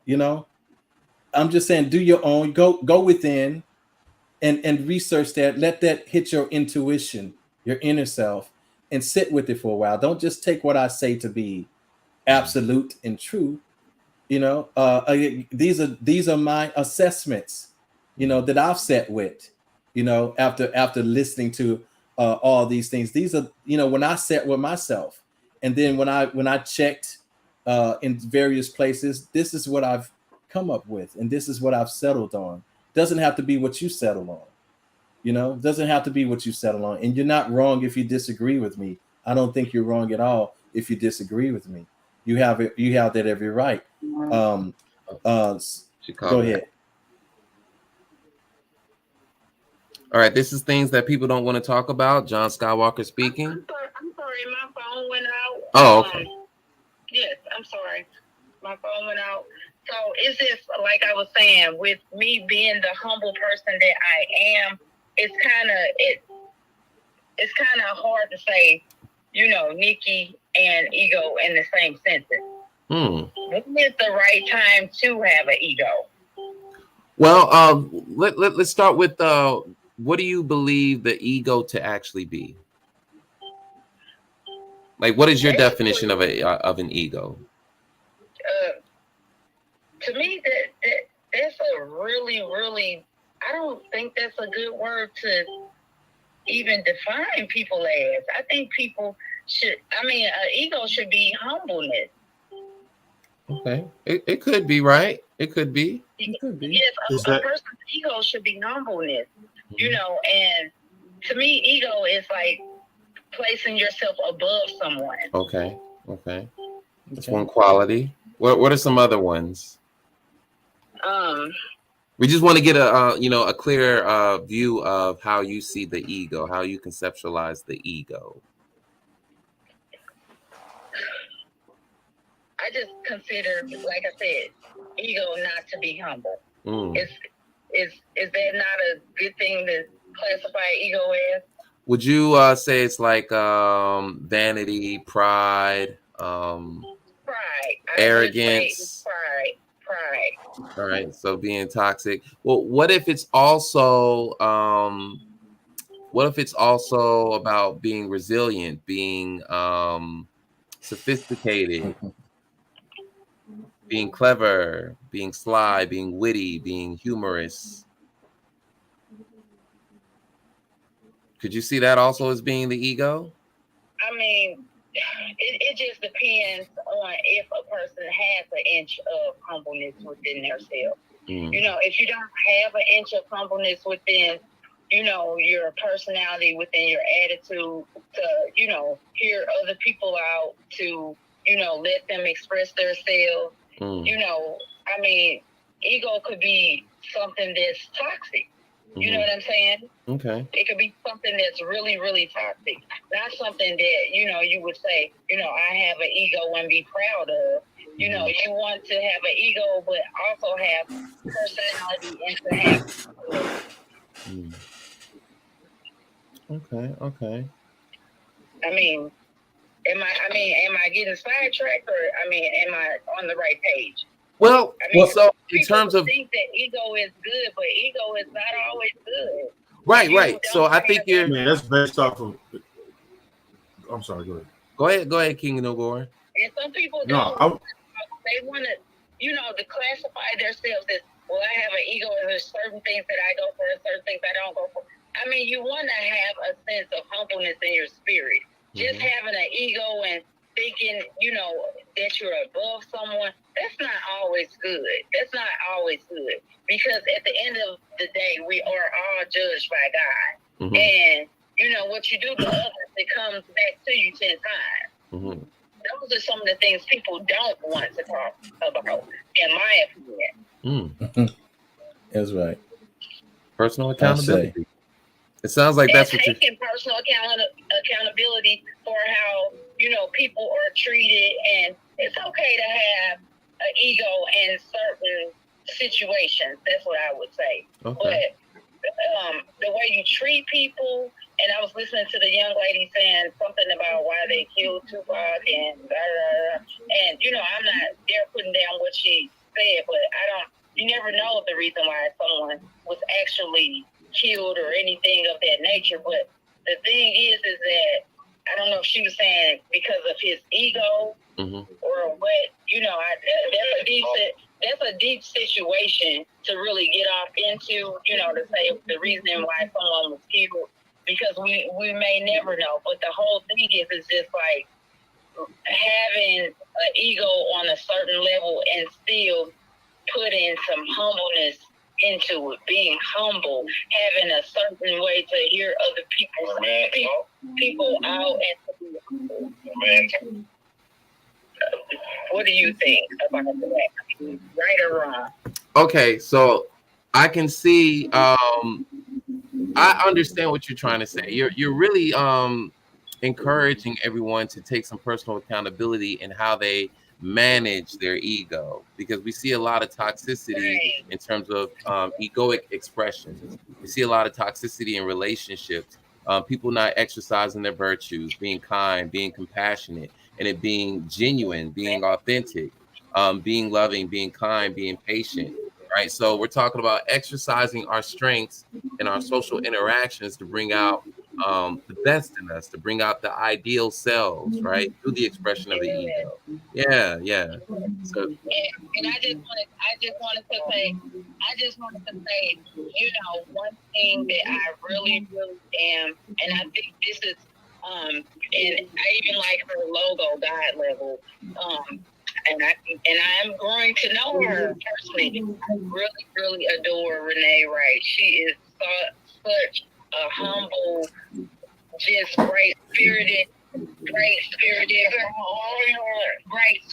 person. Excuse me for 1 second. Great spirited person. I really, really, really love people that are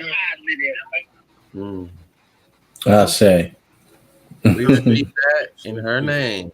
We receive that. I say. I want to just little small light.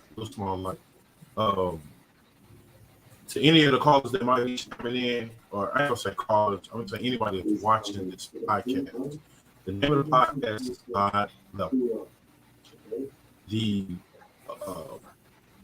purpose of the podcast is to have conversations between adults about subjects that people don't want to talk about.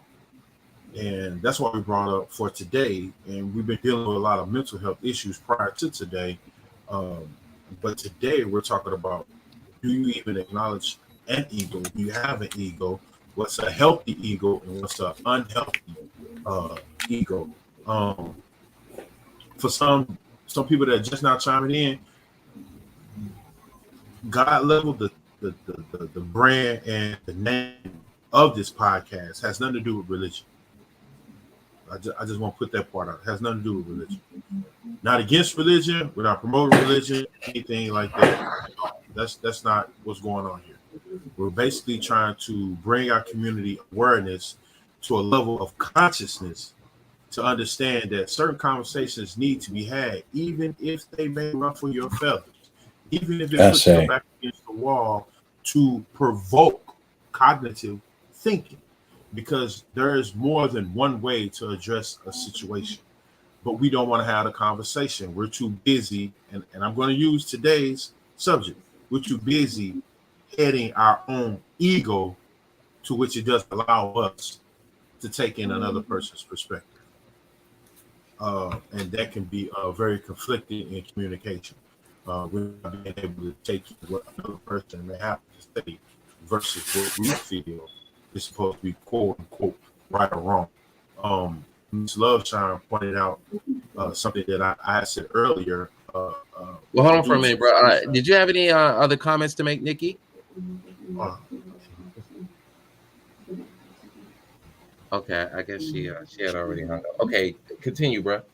No, I'm saying Ms. Loveshine pointed out earlier something that I spoke on.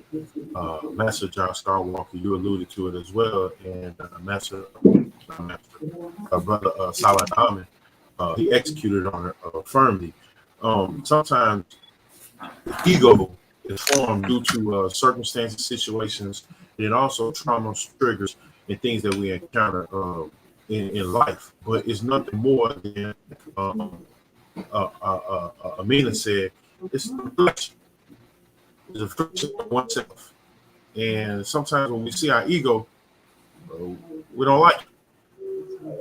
It's a total representation or total sum of oneself. And the only way to fix that is to be home and search internally to change what it is that you see that you don't like. That's something like I said before. At first, I only understood the word peace to be one thing. I was saying peace like bye. But after I had an elder sit me down and run through various things, I was able to understand that peace can be a greeting, peace can be a closing, peace can be invitation, peace can be something to set the tone even before that with two individuals that may not come from the same background. What else I want to get at? It was something else Brother Diamond had said. It was something else. I think I forgot about it. Shucks.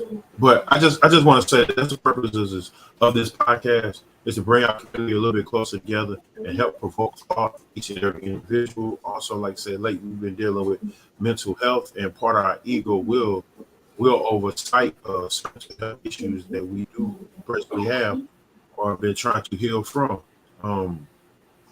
I appreciate this panel, and I definitely appreciate for any and everybody that's been with us since day one. Continue to follow us now. I love Miss Loveshine for stating the fact that she's probably going to step out, but she was like, "Nah, let me see what they're talking about," and she's still been riding with us. And I greatly appreciate her for that. I appreciate Amina for that. Loveshine, I would say Miss Loveshine, J Love. Dre, I hope all is well down there with you, bro. And if you need anything, if I can be of service, please let me know. This is like I said, we for the community. We're not trying to sway anybody to think a particular way, anything like that. Actually, we actually learn more from the community than the information we actually give, because you help us handle some situations that we've never even encountered. So I am grateful of that. And that's pretty much all I want to chime in and speak on real quick. I say, that's right.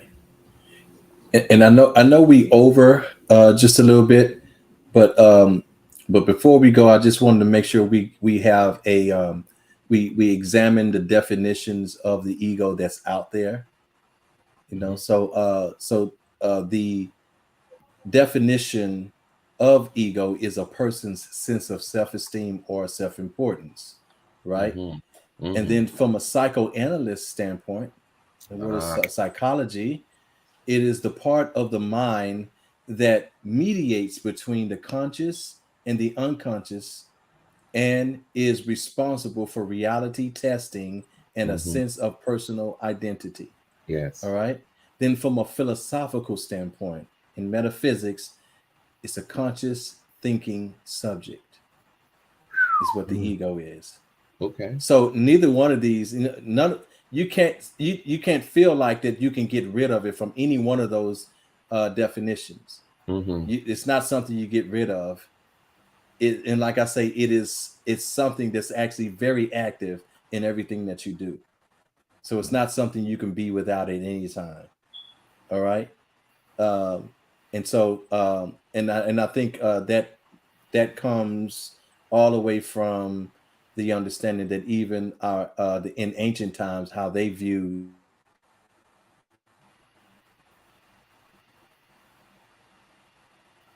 What happened? Uh-oh. Did he freeze out? Brother Diamond, you froze up. Uh-oh. Let's give it a moment. Let's give it a moment. Right. Let's give it a moment. What you think about Miss Amina's last question? Yeah. Oof. That sounds like another topic in and of itself.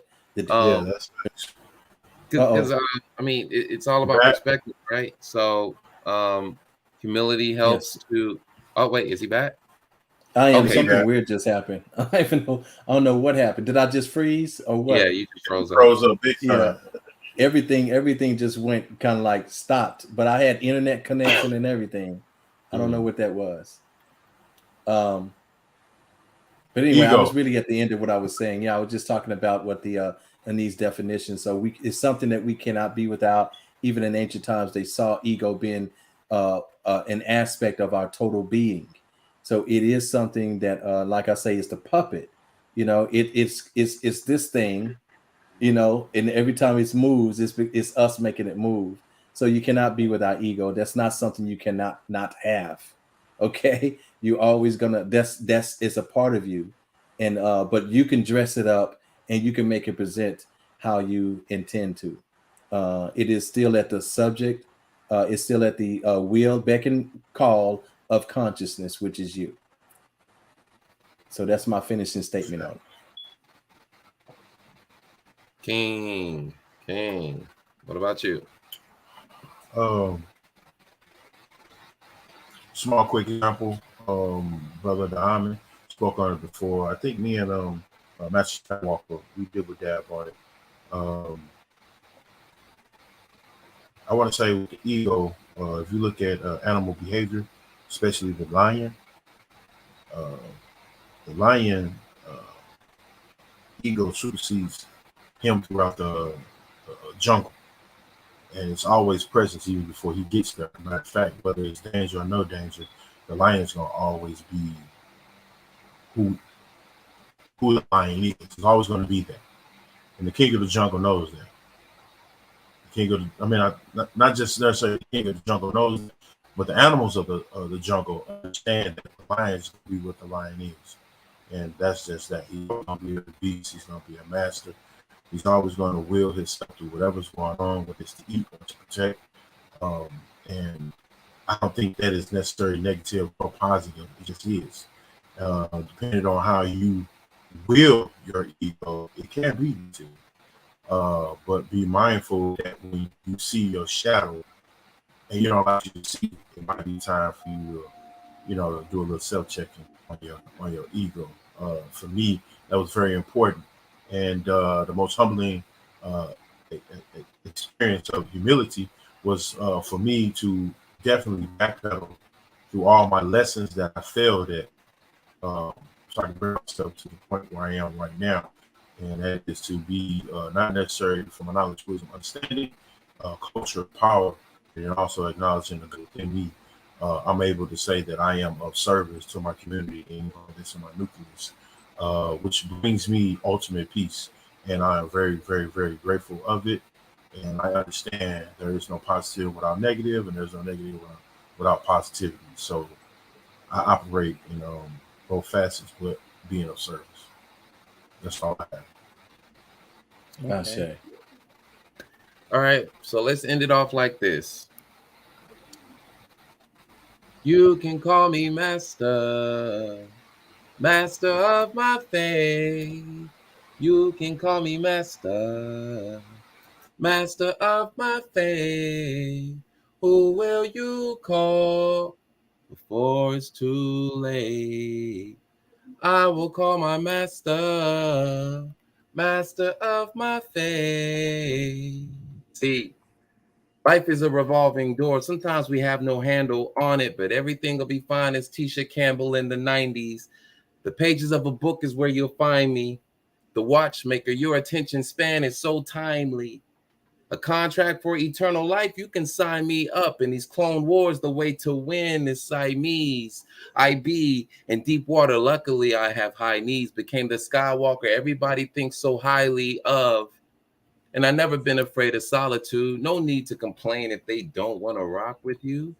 The only validation I need is of my own. Stars shine together, but the sun shines alone. See, whatever you believe, you give it value. Truth don't entertain. It doesn't exist to wow you.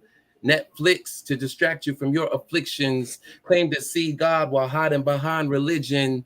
Misquoting scripture to support your bad decisions. It's not enough to have good faith, but lack precision. Won't take advice, too cheap to pay attention.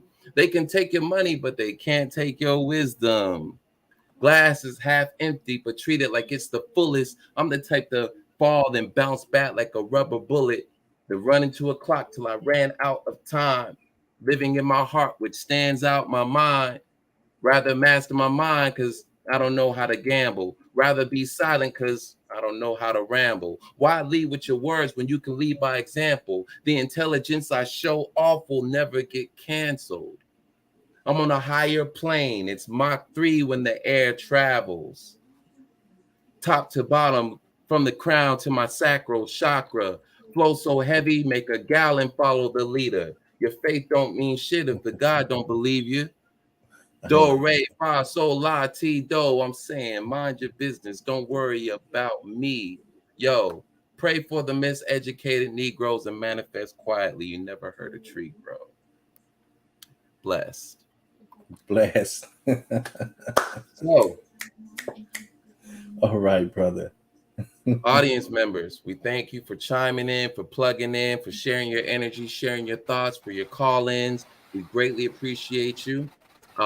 Next week, we'll be revisiting this topic again. This will be a part 2, mastering the ego, mastering the ego part 2. We're going to, review everything that we talked about today, probably gain a few more perspectives on the ego, get a little bit more understanding, and then figure out what are we supposed to do with the ego, because psychological literature is going to say you should cope with the ego, but aren't there other words, other activities, actions, other approaches in which we can deal with the ego, manage, navigate, utilize the ego? So we will be exploring that next week.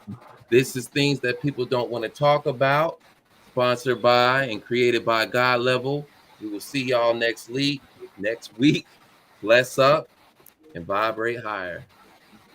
Peace, peace, peace.